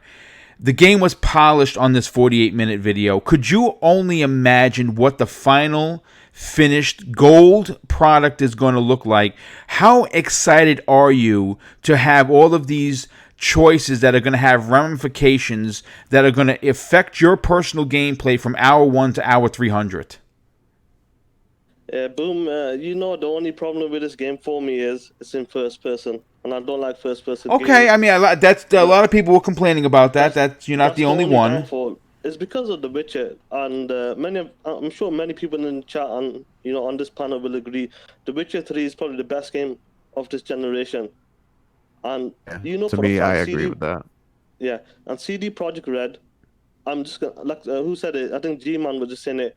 They're gonna come out with 2 games of the generation, this generation, and it's gonna be amazing. Like, there's no levels to this game. Like in 2017, we spent 44 minutes of this game, and even though it was in first person, which is, you know, I don't really like, but the game looked amazing. What you could do in it, and when you hear CD Projekt Red talk about the game, you can do this. Talk to NPCs in the car. You can have a female character with a male voice. Maybe more you could do with it, you know. And this game is like. This game is going to be the benchmark of all games. Red Dead Redemption 2 did a great job. Amazing game. But CD Projekt Red, you know, Cyberpunk is going to be the benchmark this generation for a fact. Yeah, no, there's no doubt. I mean, I think it's going to be game of the generation. I think it's going to like I said in one of the earlier comments was that they're going to bookend this generation with The Witcher 3 and then close it out with, of course, Cyberpunk 2077. But Yeti Swerve, I want to get your final opinion. But before I do, I just have to thank Gotham Guy for the outstanding $5 super chat. He says, you guys are giving me goosebumps just talking about Cyberpunk 2077. It's a game 7 years in the waiting, and it'll be well worth that wait. Yes, I do that. First of all, thanks so much for being here, dude. Thank you so much for the generosity. And a yes, thank you so much for the comment. I believe what you're saying is true. Yeti Swerve, this game is going to be big, but it's being told by someone I definitely think are master storytellers that are going to be telling a tale that allows the player to really be in control of his or her destiny on that particular character that you create. How impressive does that sound to you? But more specifically, does the game of the size of the game actually concern you? Yeah. So I mean, what can I say? Cyberpunk that hasn't already been said. I mean, it's probably going to be game of the generation. They're trying to, like, from reading all these articles, they're trying to redefine what it means to make an RPG, which is incredible. But to some degree, I am one of those people who thinks there's such a thing as, like, too much of an open world. So I'm, like, elbow deep in The Witcher 3 right now. I finally got around in my backlog to playing it. So, and I'm kind of feeling that, like, there's a million side quests wherever you go. And even if they're, like, all really good, sometimes it feels like there's just too much. Yeah, I agree. But, I mean, they are side quests, so they are a choice It's you can optional, make. yeah. It's Exactly. optional, yeah. So, I never fault them for that. It worries me just solely because it's like, hey, well, I miss out on this incredible tiny side story because it is CD Projekt. So, certainly they will have those small stories that are just as good as their main quest. So, I mean, I'm super excited for it. The more I read about it, I mean, you think you're at, peak for hypeness for this game, but then you read another tiny detail they drip feed you, and then you're like, well, all right. Yeah, you got Keanu Reeves as well, so that must have been insane for you, Boom. Yeah, I mean, to see him come out on the stage was quite shocking, to be honest with you. I mean, there's just no doubt about that. That was a big deal. But I just wanted to mention one thing. So next year we got Cyberpunk 2077, Avengers 2, and Halo Infinite. You tell me which one of those is gonna be game of the year. Oh, yeah, but you're also gonna have Last of Us 2 as well. So I mean, Last of Us 2. Yeah, Last of Us 2, Cyberpunk, and Halo Infinite. Yeah, it's definitely gonna be a fight for first place for sure. And obviously, I mean, again, it's going to be interesting because all three games are going to have superior storytelling, superior graphics. Obviously, we've seen what Cyberpunk is capable of. We've seen a couple of real chunks of gameplay earlier from Last of Us 2, and it looked amazing back then. The question mark, and I'm not doubting how amazing it's going to be. We've only seen a few little trailers of not actual gameplay of Halo Infinite, and that's the real unknown. I mean, they are using the new engine that they created, so this is going to be 2020 is going to be a monster year, and I already thought 2019 might be the best year in gaming. It seems as if 2020 is definitely going to stump what we were, our expectations of what we had this year. And we had a lot of great games this year. But I want to move on to the next topic, guys. This is an original Xbox topic that I put together due to hashtag fear mongering. And this particular movement has taken place in the last few weeks. And this topic is not to call any said person out, okay? I want people to understand. I'm a firm believer that everyone is entitled to his or her opinion, okay? So no names get dropped here, no show names get dropped here. That's not the way I operate, okay? Everyone is entitled to their opinion. Even though if I don't agree with it, you're still entitled to it, and that's fine. But, G-Man, I'm going to go to you first on this because, for this particular topic, There were three key questions regarding the Xbox brand that I wanted to bring to each one of the panel members. But I want to go to the chat on this too, because obviously there are a lot of Xbox fans that may agree with what we're talking about, and you actually may disagree, and that's fine. That's great, because I like this kind of banter. The three questions that I have for you, and this will be for everyone, but I will repeat them. Do you feel Phil Spencer is actually listening to the fan base? That's number one. Do you believe that the new first-party studios will be bringing the games that we all have been asking for? And with Xbox looking beyond one piece of hardware and looking into the future, they are clearly have a streaming and a play anywhere mentality. Do you believe in this? Okay. Number one is Phil Spencer listening to the fan base, correct? Yes, that is correct. For the most part, yes. And when I say for the most part, I'm saying at least 75 to 80%. I still believe in what I say. I say this. I've said this. I see. I'm sorry. There's a few people, who will remain nameless, some people try to make a living as content creators on just being complainers. And they make it a point that, look, I'm not just going to be all kumbaya and drinking lattes and all this stuff. And it's, well, neither am I. I don't remember the last time I drank a latte. And you know what I mean? But that doesn't mean I need to go out of my bash things. I don't. I don't spend much time bashing PlayStation. I don't. I think Phil Spencer listens. I think he does. I think he listens, and I think he integrates it into the larger picture of what this corporation wants to do. At the end of the day, it's a corporation. It's a business. Yes, people seem to forget that, G-Man. That's a great point. Guess what? They have their own business model that they want to use. Now, they've learned that some of their business model it just doesn't work. Right. And they learned it the hard way this gen, especially marketing. Marketing is, come on. You and I have talked about that, Boom. Yes. Garbage, But the bottom line is, the second question went on to games. Yes. Do you feel confident that the 15 studios that they... Yeah, the 15 studios that they have under the umbrella of Xbox Game Studios is going to bring the games we have been asking for. See, this is the segue I wanted to use here. Is the fact of the matter is, they're listening so much to what people say about them that in a way it's like, you're listening a little too much maybe. One of the big knocks on Microsoft, especially at like a firm I've been a member of for well over a decade, GameSpot System Wars, and it's funny, you call them ponies over on the forum, they're called cows. Sony fans are cows, and one of the things that the ponies, cows, one of the things they it's like Microsoft is terrible at managing studios, they just manage them into the dirt. So how did he try and answer this? They acquired studios and they're letting them finish the project they're on with whoever it's with. Right.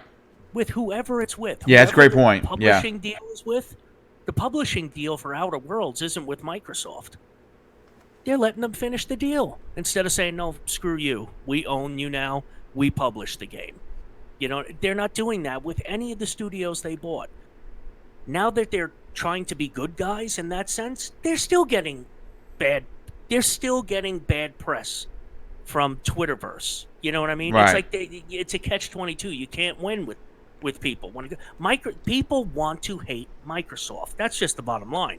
They want to hate them. They want to. That's it. Now, the last question was what? With the Project X Cloud, basically the beta releasing this year, do you feel confident that with Phil Spencer looking beyond the box, does that actually bother you as a gamer? Because they've said they want you playing on an Xbox, but they also said they want to give said player choice to where they play their games. Do you have a problem with that statement? None at all. None at all. Because Because I thought this was the year of the generation of choices. That's what I heard. no, remember that? Yeah, I remember that too. I have no problem with that, Boom. I'm not under the assumption. Um, I'm not a crust. I'm old, I'm old as far as gamers, but I'm not a crusty old man yet. I don't believe the way I experienced it is the way you all come up to. You know what I mean? I'm not there yet. So like, if somebody wants to stream off their phone with an Xbox controller connected to it, like you were doing at E3, have at it. Knock yourself out. I love it. I think it's wonderful. I think it's beautiful. Do it. Enjoy it. Whatever. I'll never do it. I can tell you that right now. Yeah, it's Because not my for phone- everyone, G-Man. That's My fine. phone stays in my pocket, dude. The only thing my phone is used for, aside from being a phone or looking something up on the internet, is the Kindle app. I read books on my phone. I never Okay. play video games on my phone at all. At all. I just don't do that. Real quick, I did gloss over one thing in the second question. Do I think these studios will come through? Absolutely. Yeah. Okay. Great They point. were not hired. They were not hired to win competitions on the Food Channel. They weren't. Yeah, they They just were hired hired to a make video freaking. games. They were hired to make video games. They're going to finish the projects they're on with whoever they sign deals with, and then Microsoft's going to have the. See, that's what people don't realize. Microsoft realized it a long time ago. This is not a sprint. They don't have to beat Sony. It is a marathon. That is correct. They don't have to beat Sony in the next gen. People are, what are they going to do next gen? What if they only sell 40 million? Dude, they don't have to win next gen. That's what Microsoft has realized. We're a $1 trillion company. They're a $17 billion. Yeah. We take hits as big as Sony. That's Yep. what we do. We take dumps as big as this company. We can take our time and slowly but surely buy more software, buy more this. Come on, have a look. Havoc Physics Engine. Simply Gone. How many of these things are used in Sony and Nintendo games? They're making money, and now Sony's using their service. They're just slowly but surely making sure they make money at every corner of this industry. And I know people are like, what does that matter to you? How does it matter to me? Because I own stock in all three of those companies. Well, I there you have go. for 10 years. Okay? That's why it matters to me. That's my rant. Thank you. No. Well, first of all, it really wasn't a rant. It was just answering the questions. And what I'm going to do is just for the remainder of the panel, because obviously we're pressed. I at least want to get at least one more topic in today's show. I'm not going to ask the No three problem. questions. What I am going to do, though, is I'm going to specifically ask each panel member something. Zemi, I want to go to you first because you support the Xbox as your single platform. Now, yeah, you have the PC, but your console right now out of the three is the Xbox. Now, my question to you is going to be very similar in scale and scope to the 15 first-party games. This has been a problem, and I've said this in my video that I did a big 11-minute video on my channel talking about the issues, and it's been Microsoft's Achilles heel. There's no way to spin it. It is what it is. They know it. Phil Spencer admitted it. They have 15 first-party developers working with the possibility of more. Now, I just want to stress, if you don't know who Clobriel is, he is on Twitter. He is an Xbox. He don't like to be called this, but he's an Xbox insider.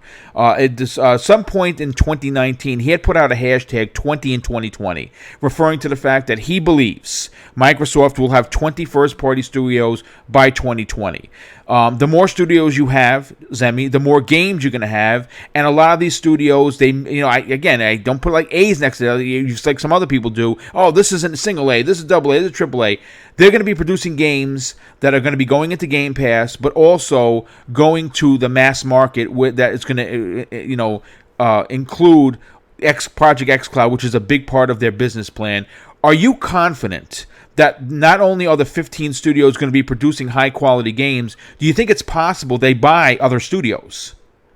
Yes, I think it's definitely possible that they're going to buy other studios. Am I confident that all the all the first-party games that Xbox comes out with are going to be good games? Not necessarily. I hope they are, and I think for the most part, probably quite a few of them will be. But the way I look at it, and the way I have been kind of looking at it is, Xbox has recently doubled their number of first-party studios, right? Right. Before they doubled their first-party studios, they were having issues putting out good quality games before. Yeah, it was a time crunch issue. Exactly. Sea of Thieves was bad. Well, not terrible. It just wasn't to the point of like a PlayStation or even like a Nintendo exclusive. It wasn't good. It was missing out on content. Crackdown had issues. State of Decay had issues, right?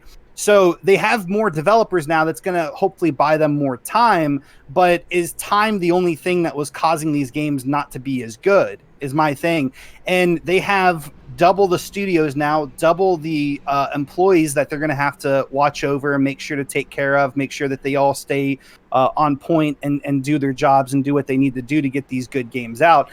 And so in some ways it might be it could end up being something that maybe Xbox took too big of a bite and they can't chew it all. You know what I mean? That's my only concern with this whole idea of, is all the games that they come out with going to be, bangers? Are they going to all be really, really good? I don't really know. I think a lot of them will be, but I think we will probably, unfortunately, still see quite a few of them that maybe could have been better. I think a lot of that doesn't even come down to how many studios Microsoft has or Xbox has. It's what they do with those studios, and what they were doing before wasn't good enough. So hopefully they've changed those different things. And I know this next part that I'm about to say doesn't really coincide with the question, but I do actually want to mention the third question that was asked. Whether or not, because, there's a lot of people kind of thinking that Xbox is abandoning the brand and what they've been doing for years now. And so I definitely want to touch on to that. As far as that goes, with all these people saying, and I think a lot of it stems up from exclusives. If you can play Halo on a mobile phone on, Xbox Game Pass or on the xCloud, or if you can play these Xbox games everywhere or anywhere, then they're not basically destroying the Xbox brand. And one thing I do want to also mention with that is I absolutely disagree with that. I don't think anything that Xbox is doing is destroying the brand. And the reason I say that is because, Netflix, for instance, they have exclusives on their platform. You can watch a Netflix movie on your Xbox, on your PlayStation, smart TV, phone, tablet, wherever, almost any device you can watch Netflix originals, but we still call those exclusives to Netflix. Right. And it's the same thing with Xbox. So I did also want to touch on to that question as well. No, those are really great points, dude. And the one thing, obviously this topic was regarding the ridiculous hate mongering that has been going on, and it's been going on for quite some time. Now, in truth, Microsoft certainly has put themselves in the doghouse with some investment choices. Some were out of their control when Terry Myerson was running the show, but things started to change in 2017 when Phil was promoted. There's no doubt about that. But Cybernox, I want to go to you for this, because when I say hate mongering, what kind of shocks me is, as someone that has been really had his ear down to the ground with the industry, it's and with each company having sometimes growing pains. I just want you to focus back for a second. You look back at PS3, right? Comes out $600. The guy says, "Hey, listen, if you go get a second job if you want a PlayStation 3, right? Software terrible, the cell technology terrible. Now, eventually, they dug themselves out of this ditch and they made a comeback, right? It took an entire generation to do that, but they did it nonetheless. Then you look at Nintendo. Nintendo sold 13 million Wii U's. One of the biggest bombs in the company's history, right? Look what they've done now. They've tripled the sales of the Wii U with the Switch. They've dug themselves out. Comeback story of the generation. It might be comeback story of the gaming as a whole. So the hate mongering that I'm going to talk about is no one seems to want to give Microsoft that same chance to dig themselves out of the grave, so to speak, that they put themselves into in this generation. And of course, nothing that they do to some people, which of course will remain nameless, is good enough. What is your opinion on the hate mongering going on? And shouldn't people give Microsoft the same opportunities that were given to both Nintendo and Sony when they failed? 100%. I think you have to be very careful, especially who you're listening to. You got to remember one thing: some people are here for clicks, some people are not here for facts. You Right. know, That's a so good point.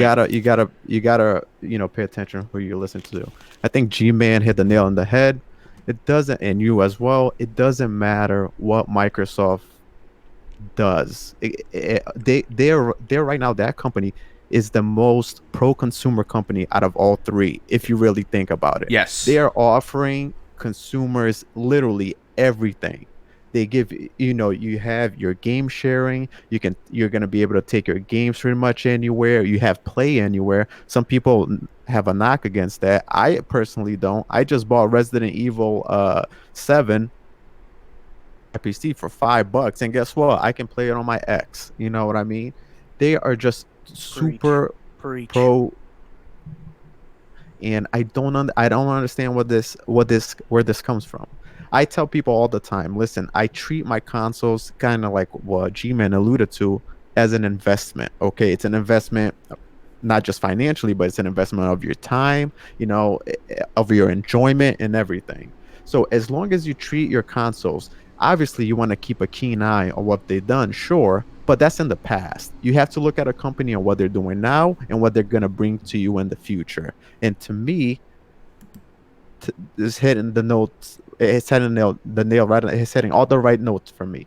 I don't understand. Like I said, some people just want to keep bashing Xbox. Maybe it's doing well for them. Maybe it's not doing so well for them. But some people are just here just for that. They just want the clicks, and they're gonna say exactly what they want to say. I understand the frustration, right? One thing has yet to prove to me is their first party lineup.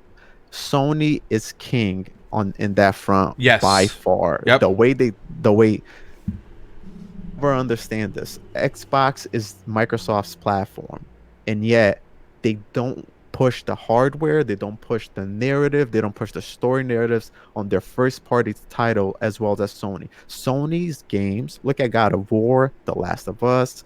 I know Spider-Man wasn't one, but I'm sure they had a tight hand on that as well. They look phenomenal. They look phenomenal. Just because whether you like it or not, or whether you admit it or not, the first thing that wows you when you see a trailer is the graphics of the game. And then everything else falls into place. How a game looks. So that's one of the things that just bothers me about Microsoft. But they've taken steps to, change that. Hopefully change that narrative on their studios. And one thing that also bothers me about Microsoft that, some people, I do agree with some people, is Phil Spencer keeps reminding people of what they haven't done. Oh, we need to do better. We need to do this.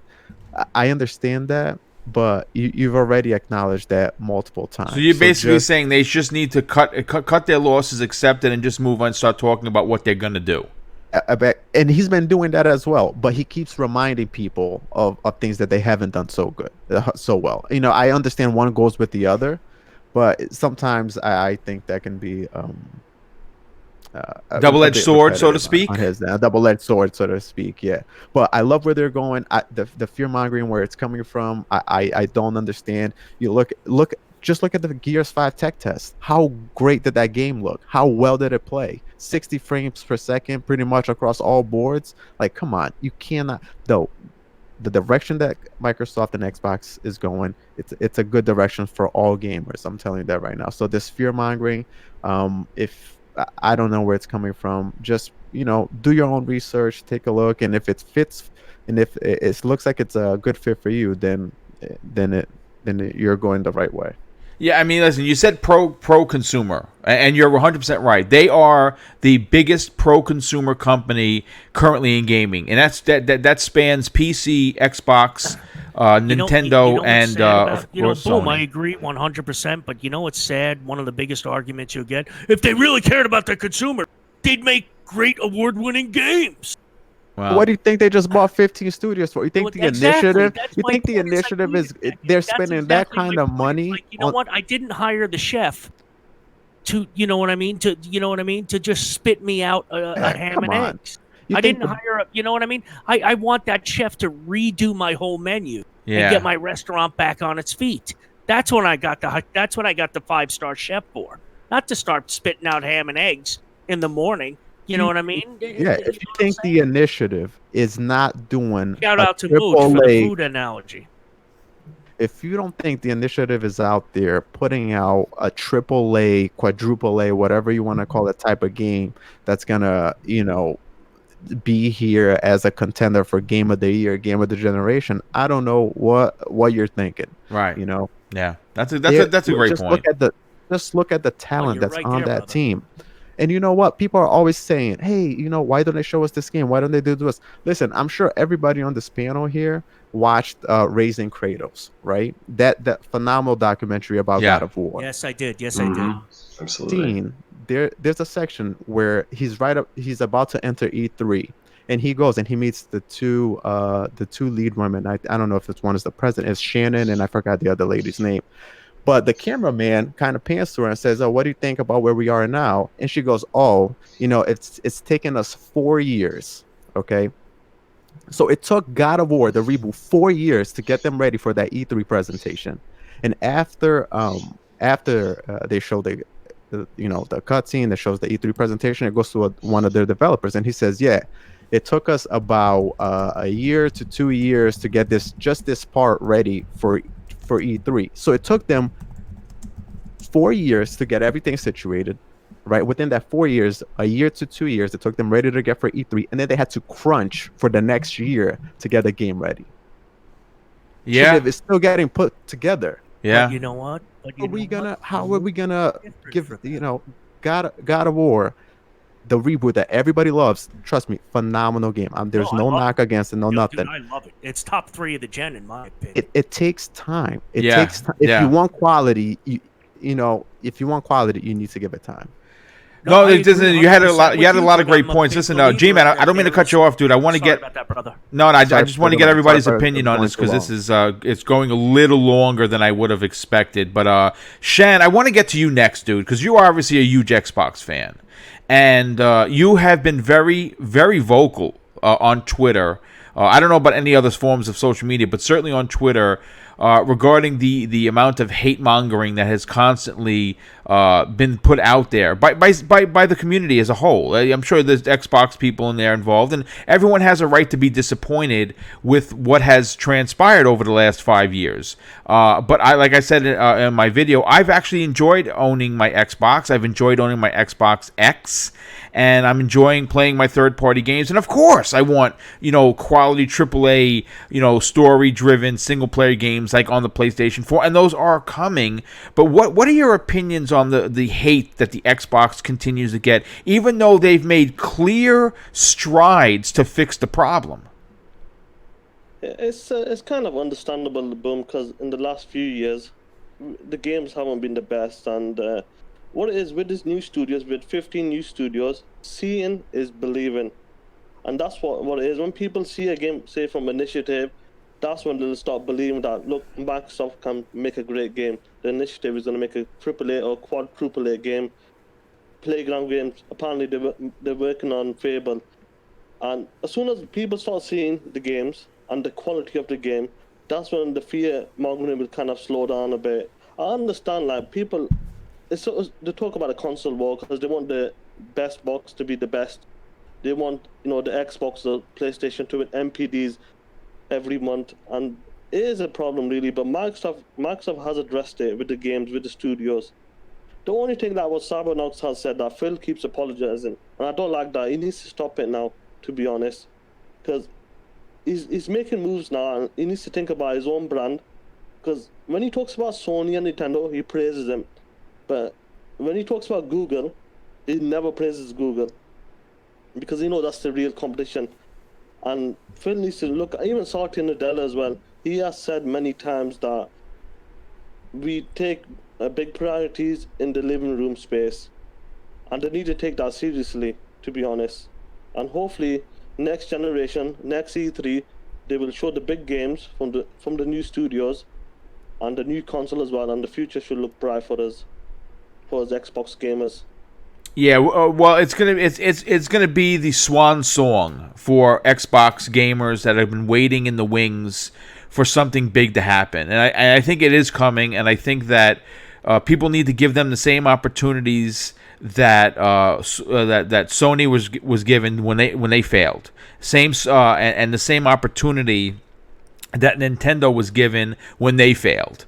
And I think that next generation is going to be big. Yeti Swerve, I just want to get your final opinion on this. The Xbox has a lot going for it. And like I said in one of the earlier things, I talked about how this is right now, it has been for a while. It was a mess. It was like a bunch of puzzle pieces. They didn't fit together. Things weren't working. Things that were, the partial part of the picture that was being put out there didn't look right. And now they're slowly but surely getting their ducks in order, so to speak. Regarding the fear mongering, do you think that they should be allotted the same opportunities the other companies saw to make a comeback? I think absolutely. I believe, if I'm remembering correctly, it kind of is just something of a fear-mongering situation until they prove themselves. Yeah, that's unfortunately, a good point. I do believe they should get one, but I think basically what it's going to be is they're going to have to put up with this until they prove us wrong, or whoever's doing this wrong, which is fine. It sucks to be them, I guess, a little bit for that. But, if they put in the work and they start showing games and they show the console and they show what the xCloud can do, it'll turn things around. And until then, I think they're just going to have to kind of put up with some of the stuff. I think that's the same thing Sony did. I think it's the same thing Nintendo did. Maybe it's been a little harsh for Microsoft, but regardless, that's kind of where I stand on it. No, it makes sense. What you're saying makes sense. Everyone that talked on about this particular topic made a lot of sense. I saw there's been a lot of back and forth, really good points in the chat as well, and I really appreciate you guys giving your honest opinion, whether you like them, love them, or hate them. Microsoft has an uphill battle. They need to prove that they can put out the massive AAA games. I think we're going to get that in 4 weeks with Gears 5. Mm-hmm. I think we're going to get that. I think we're all going to be very happy to get that. The moves that they're making throughout the company to make sure that they do start the next generation with a nice sprint instead of a limp like they did with this generation in 2014. And I think they don't want a repeat of that. So if you're in the camp where you think that Microsoft is going to be the same old, I don't know if I would really have to agree or get on that team. I think that they've made some big strides to be better, and I think it's going to be something special. But, this show obviously started a little 10 minutes late, so we're just going to continue, if that's okay with everybody on the panel. I just want to hit this last topic, and then we'll get everybody out of here with outros. And of course, we talked about Nintendo briefly. We talked about Microsoft, in a big way. So I have to bring up Sony. Sony's biggest and most anticipated PS4 exclusive has been confirmed to be one of to be The Last of Us 2. If you don't know, it has been confirmed that it's hands down the most ambitious game Naughty Dog has ever done. Meaning that we're hearing that it could be twice as big as The Last of Us, maybe even slightly bigger, which could obviously make sense why the game has not been out yet. They're trying, Naughty Dog, like we alluded to, at least some people alluded on this panel, they're one of those darling companies. They don't put out bad games, and that's the truth. Whether you like them or you don't, everything they've put out has been a masterpiece, at least in my personal opinion.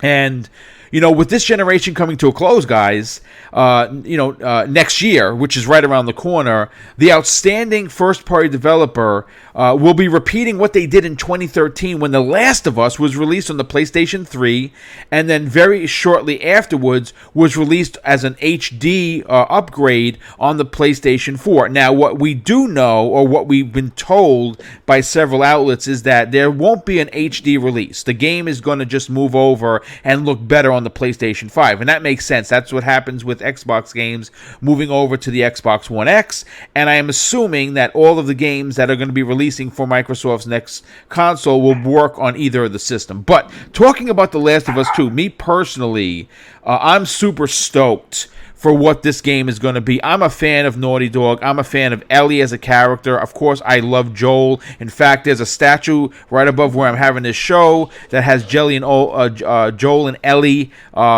together on there. It was actually the Last of Us collector's edition for the PlayStation 3, which I still have displayed because I'm such a big fan. But, speaking with Push Square, which you don't know who they are, pushsquare.com. Actor Troy Baker, who plays Joel in the series, talked about the highly anticipated upcoming action-adventure title, saying that The Last of Us 2 is by far the most ambitious game Naughty Dog has ever made, which is saying something when you look at their past catalog of works. And this is what he had to say. I can tell you this, it's hands down the most ambitious game that the company has ever done for sure. It's far larger than I thought it was going to, it's far larger than I thought was going to be possible on the PlayStation 4. However, it seems as Troy Baker is unaware when the game might actually come out, because right now no one that has worked on the game has a release date. Now, we have heard that there were rumored leaked reports that it would be out on February 14th for Valentine's Day, which would be pretty epic, to be honest with you, because you can always give that game to yourself, and no one's going to love you like you love yourself. So give yourself Last of Us 2 if it comes out on that day. But I am going to say this. Awesome. He had. Yeah, listen, I mean, isn't it true? Some of the best gifts you've ever gotten for Christmas have been the gifts that you bought yourself. Come on, folks. It's like my mother once told me. This person I guarantee you have to spend your life with. That's you. That's that's a great point. But Troy Baker, who I really like. I mean, he's a great voice actor, but he's also a great community leader. He had also something else that I wanted to that he quoted, that Push Square quoted him in saying during this interview. He said, "I think they've probably been smart not to tell us because we can't slip up and say something stupid. Last time we announced." We slipped up and they gave the announcement for The Last of Us 1, and they don't want to do that again. We are still cranking on it. I can tell you that much. Where it is in its current development form, I have no idea. Everyone feels like it's broken until shipping, and then it's real. We shipped a broken game, not going to happen with Naughty Dog. So, I'm going to go to the panel, and of course, I want to go to Cybernox first on this.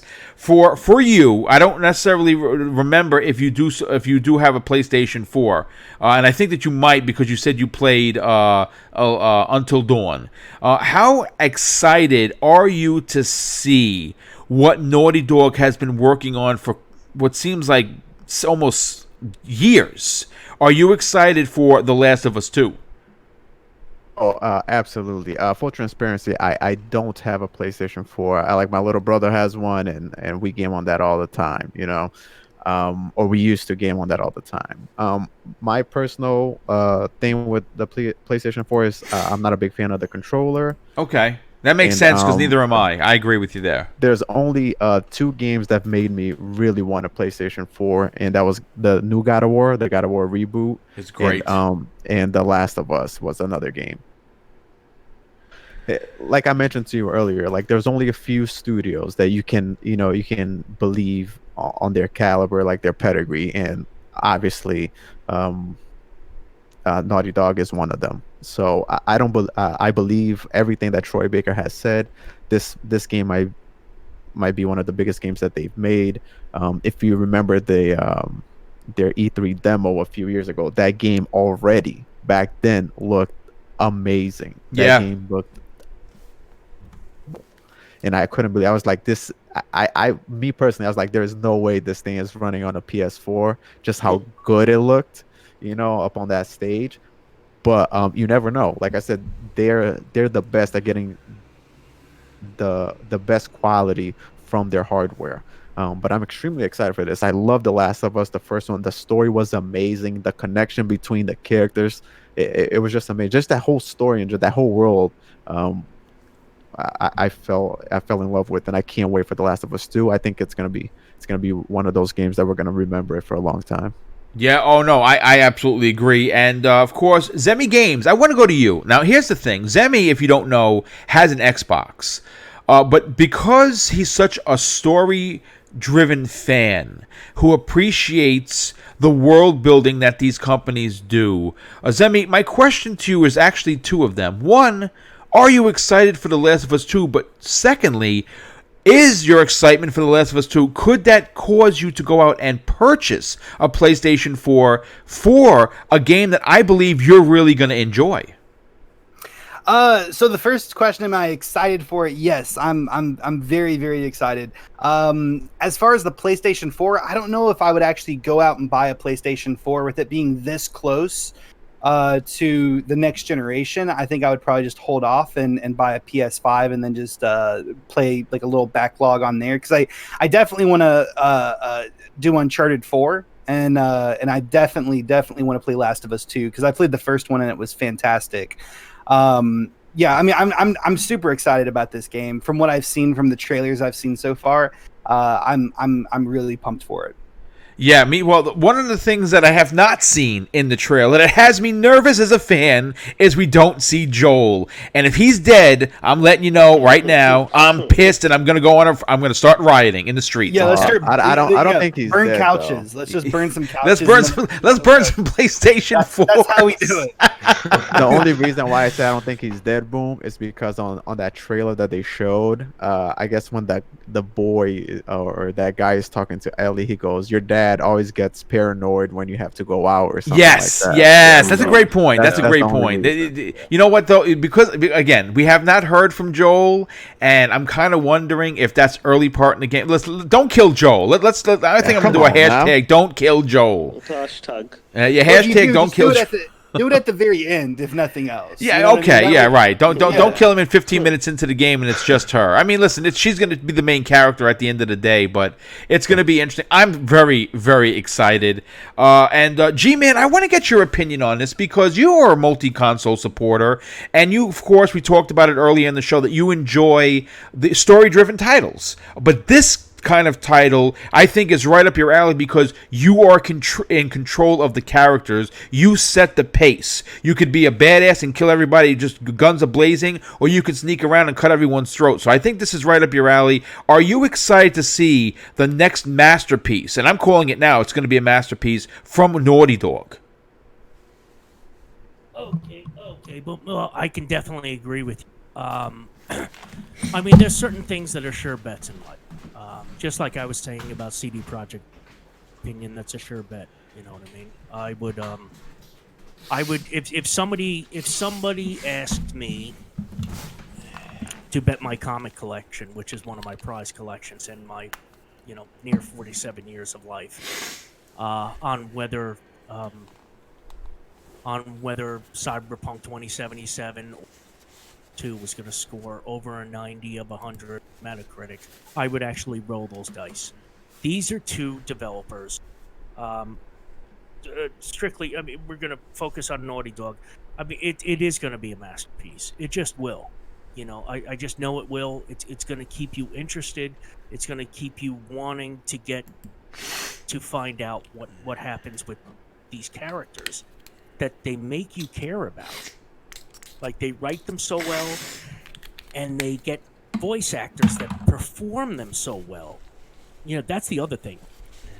I've experienced well-written characters before, but then they're voice acted like, "No, you cannot take my sword." Or you're the master of unlocking? Yeah, exactly. You know what I mean? It's like, dude, it's what Naughty Dog really brings to the table is they realize, no, we can push the boundaries by getting real actors.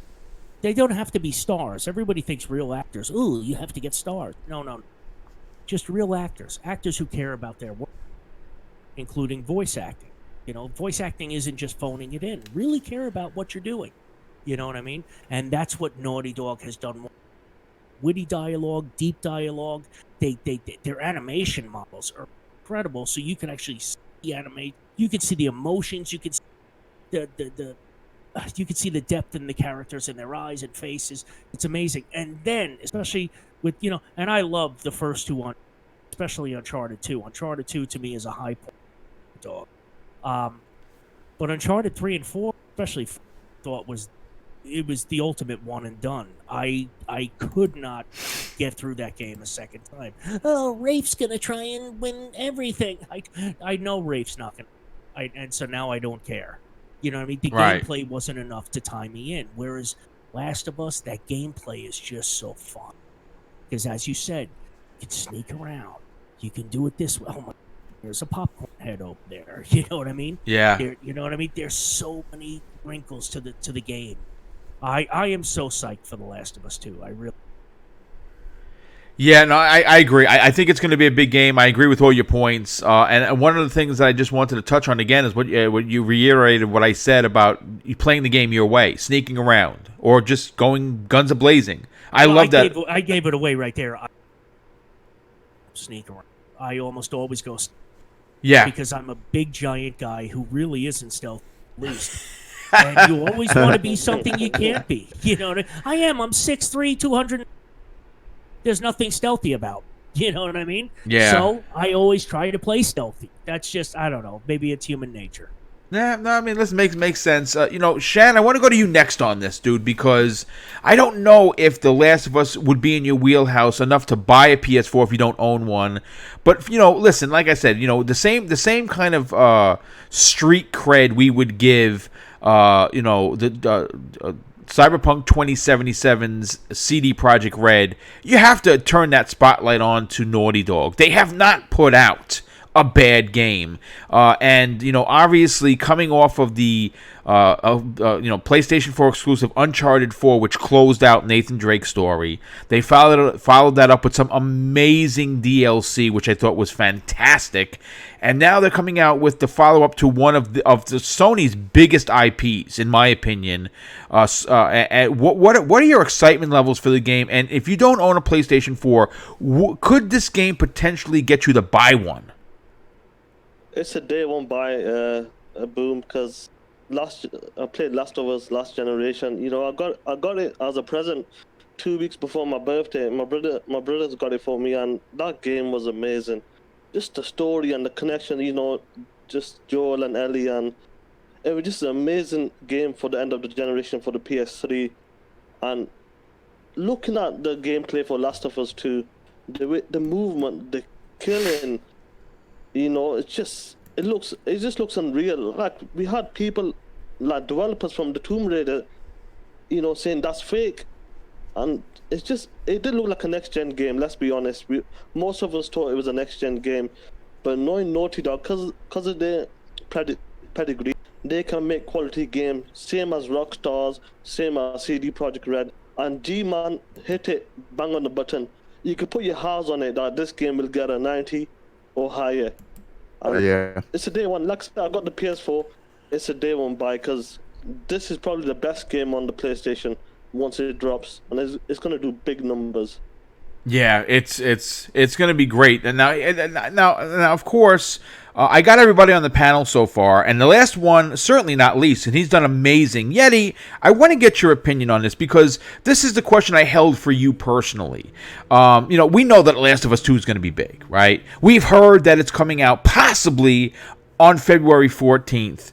But here's my question to you.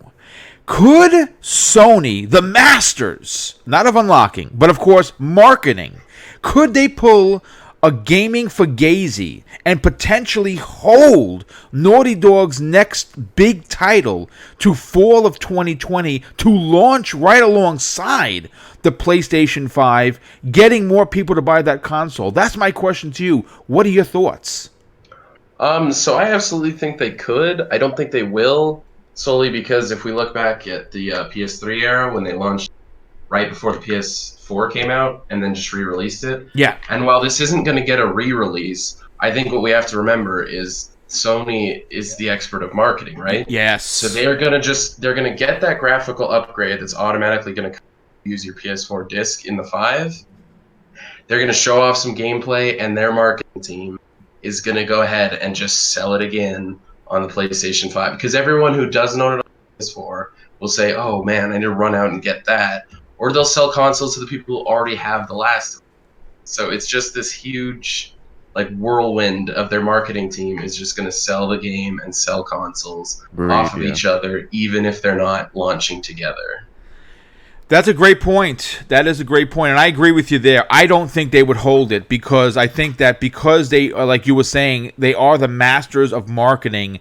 They could find a way to maybe add some additional content for free towards The Last of Us 2 around the launch of the PS5, getting people to not only buy the new console, but maybe they didn't buy Last of Us 2 and get out, because they're gonna be marketing to the casuals. Again, I've said this on many of my shows.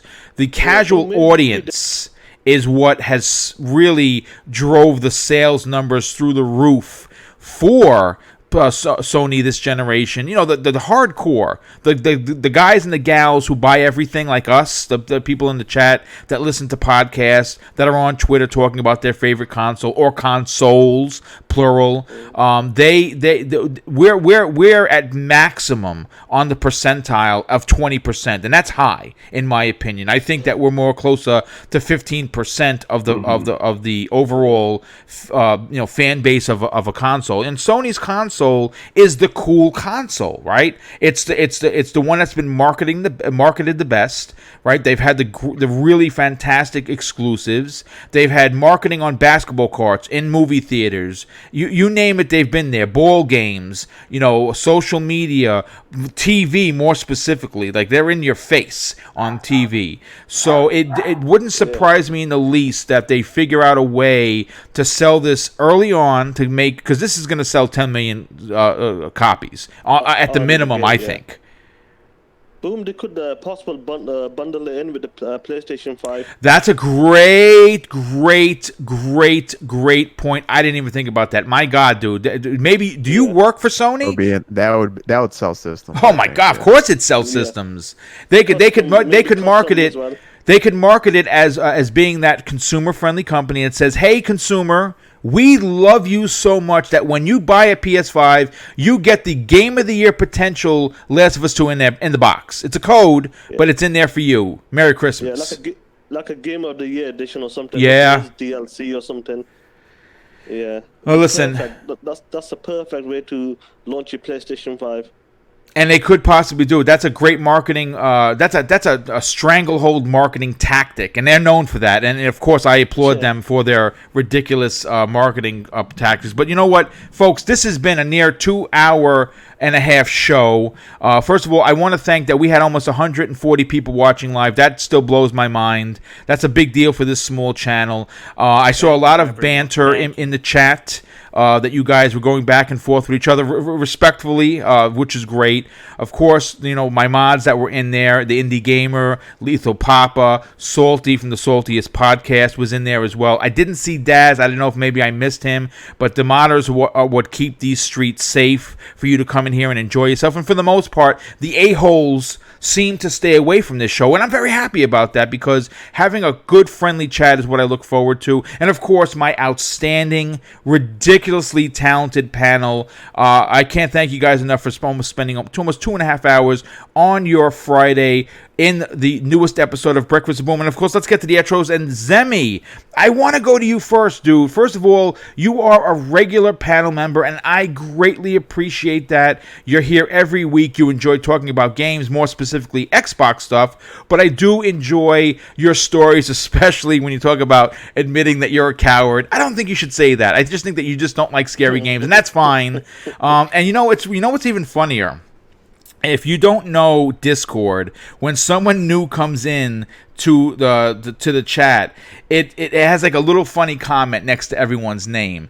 And for Zemi, when he came into the chat today, it says, "It's dangerous to go alone. Take Zemi Games." I had to mute my mic from laughter, because when he was talking about being scared, that comment popped up, and I'm like, come on, computer. You can't be calling him a Scooby-Doo. No, everyone knows. Everyone knows. Discord knows more than anyone. But, Boom, thank you so much, man. It was a bit of a bumpy start getting the podcast going, but once we got it going, it just turned into an absolutely fantastic show with excellent topics, and everyone had great opinions. So I was super happy to be here. If you guys want to, you can follow me on YouTube at Zimmy Games. You can also find me on Twitter at Zimmy Games as well. And then I also have a second channel up right now, and if you guys want to go and subscribe to that, it's called The Strange. But thank you so much, Boom. Yeah, it's always great to have you, dude. I always have a lot of fun, and that's what gaming is all about, right, folks? It's about having fun. Yep. It's about talking about games and enjoying Yes, that is what it's about. the fun of or hashtag fun that's supposed to be, and not what plastic box you're playing or what system has more exclusives or not. Just play games and be fun. Real quick, before I get to the next outro, Chaos Theory with the outstanding $2 super chat. He says, "Great show today, Boom." Thank you so much, Chaos. Always great to see you in the chat, and of course the generosity is very welcomed. Now let's get into Cybernox. Cybernox, you've been doing some stuff on your channel, and I think that it's I think you're an asset to the community. I love what you do. I love that you're on social media talking about the passion of being a gamer. Please tell everyone where they can find you and follow you and check out your work. Yeah, man. Thank you so much, Boom Chat. It's been amazing. This has only been my second time podcasting. So, Chat, I will get I will get situated and talk to you guys a little bit more. But yeah, I'll keep it short and sweet. I'm simple. It's Cybernox all across the board on YouTube. I'm on Twitter most of the time, on Twitch and on Mixer. I also, like Zimmy, I have actually a little bit more time in my hands now, so I'll be trying to put out videos regularly now, so that'll be good. But I also have a second channel. It's called the Xbox Game Pass Club. Nice. Pretty much we all get gaming fatigue. So what I wanted to do was just every month dedicate, pick a game at random, the whole month, discuss it as a community, and just so we can, we all experience new games. We often get gaming fatigue because most of us, I know I do, I play the same type of games all the time. First person shooters That's here, a great third idea, person. dude. So all I'm going to do is we're going to go there. That video is going to be out today a little bit later. So it's the Xbox Game Pass Club. We're going to see what's the game of August is going to be. Yeah, and I'm always going to be honored for you sending me that invite for my first podcast. And it's my pleasure, brother. It's my pleasure. Thank you so much, Chad. I hope you enjoyed the show, and I hope I made a little bit of sense while I was here. So you made plenty of sense. That's why I asked you to be a part of the new show in September. I think that you have the chops. And that's an honor, Boom. Thank you so much. No, my pleasure, dude. Are you kidding me? Thank you for agreeing to be on the show. It's going to be a great show. It's going to be it's going to be the same quality you get on Breakfast with Boom and the Xbox Factor podcast, but it's going to be led by community interaction. And I'll be breaking that down later on as we get closer to September 9th of how the community is going to get involved, and it's going to be really fun. It's going to be a fun way for people who may not have a voice in this community to get spotlighted, and that's really the groundwork for this channel. But Shan786, I want to go to you, dude, because obviously you are the master of GIFs. You put out tweets that get hits like nobody's business. You are a diehard gamer. You're very funny. I don't think you actually know you're trying to be funny, but you are. Please tell everyone where they can follow you on social media. First of all, Boom, what a great show. Amazing topic, and the panel was amazing too. And the chat. Oh, I love this show, Boom. Just from the panel to the chat, I love the work he put into this show. I absolutely love it. And you can find me on Twitter at Sean786 at SPGamer786. And on Xbox as well, Sean786 as well. Nice. Well, listen, dude, again, always great to have you. Love what you have to say. Love your interaction with the community. And, of course, it's always a pleasure to work with you. And G-Man 1172, let's get you out of here, brother. First of all, thanks so much for hitting me up in the DM so we get you on today's show. You always bring it each and every time you're on a particular show. Love that you are as glass clear honest as you could be. You are an old school gamer like myself who appreciates where we came from to where we are. Please tell everyone where they could listen to you and check you out on social media. All right, well, folks, listen. I'm an old Halo, the old school guys. Remember who Soren66 is? That's from Halo Evolutions 1, the book filled with short stories. So my Twitter handle is @Soren6611. throw the 1-1 on, because obviously somebody else read that story too. I do have a channel here on YouTube that is at gman1172 on YouTube. I have not made a video in a while. However, I've been piecing one together, and it's really it should be available by Saturday afternoon. I should be putting it up. Just about something you and I have talked about, Boom, just the hate culture in gaming that I find so disgusting. Right, and I'm great. talking about even from the Xbox standpoint towards PlayStation people. I'm talking about it from every standpoint. Yeah, each community has their assholes, so to I speak. agree. See, you say it all the time, Boom, and you have a great voice. So you say it all the time that it comes from all sides. And I also see it when it comes to comic book movies. Oh, DC sucks. Marvel, Marvel sucks. DC, it's absurd, guys. This is entertainment. It's entertainment. There's no reason to hate each other over. Yes, great point. Let's have fun and nerd out. I've been waiting my whole life to nerd out and see my favorite comic characters on screen, to play my favorite video games that look real. You know what I mean? So that's where you can check me out. As I said, my new video, Gman1172 on YouTube, should be available tomorrow afternoon. I hope you guys will check it out. I'll definitely put it up on Twitter. Boom, as usual, thank you so much for the opportunity.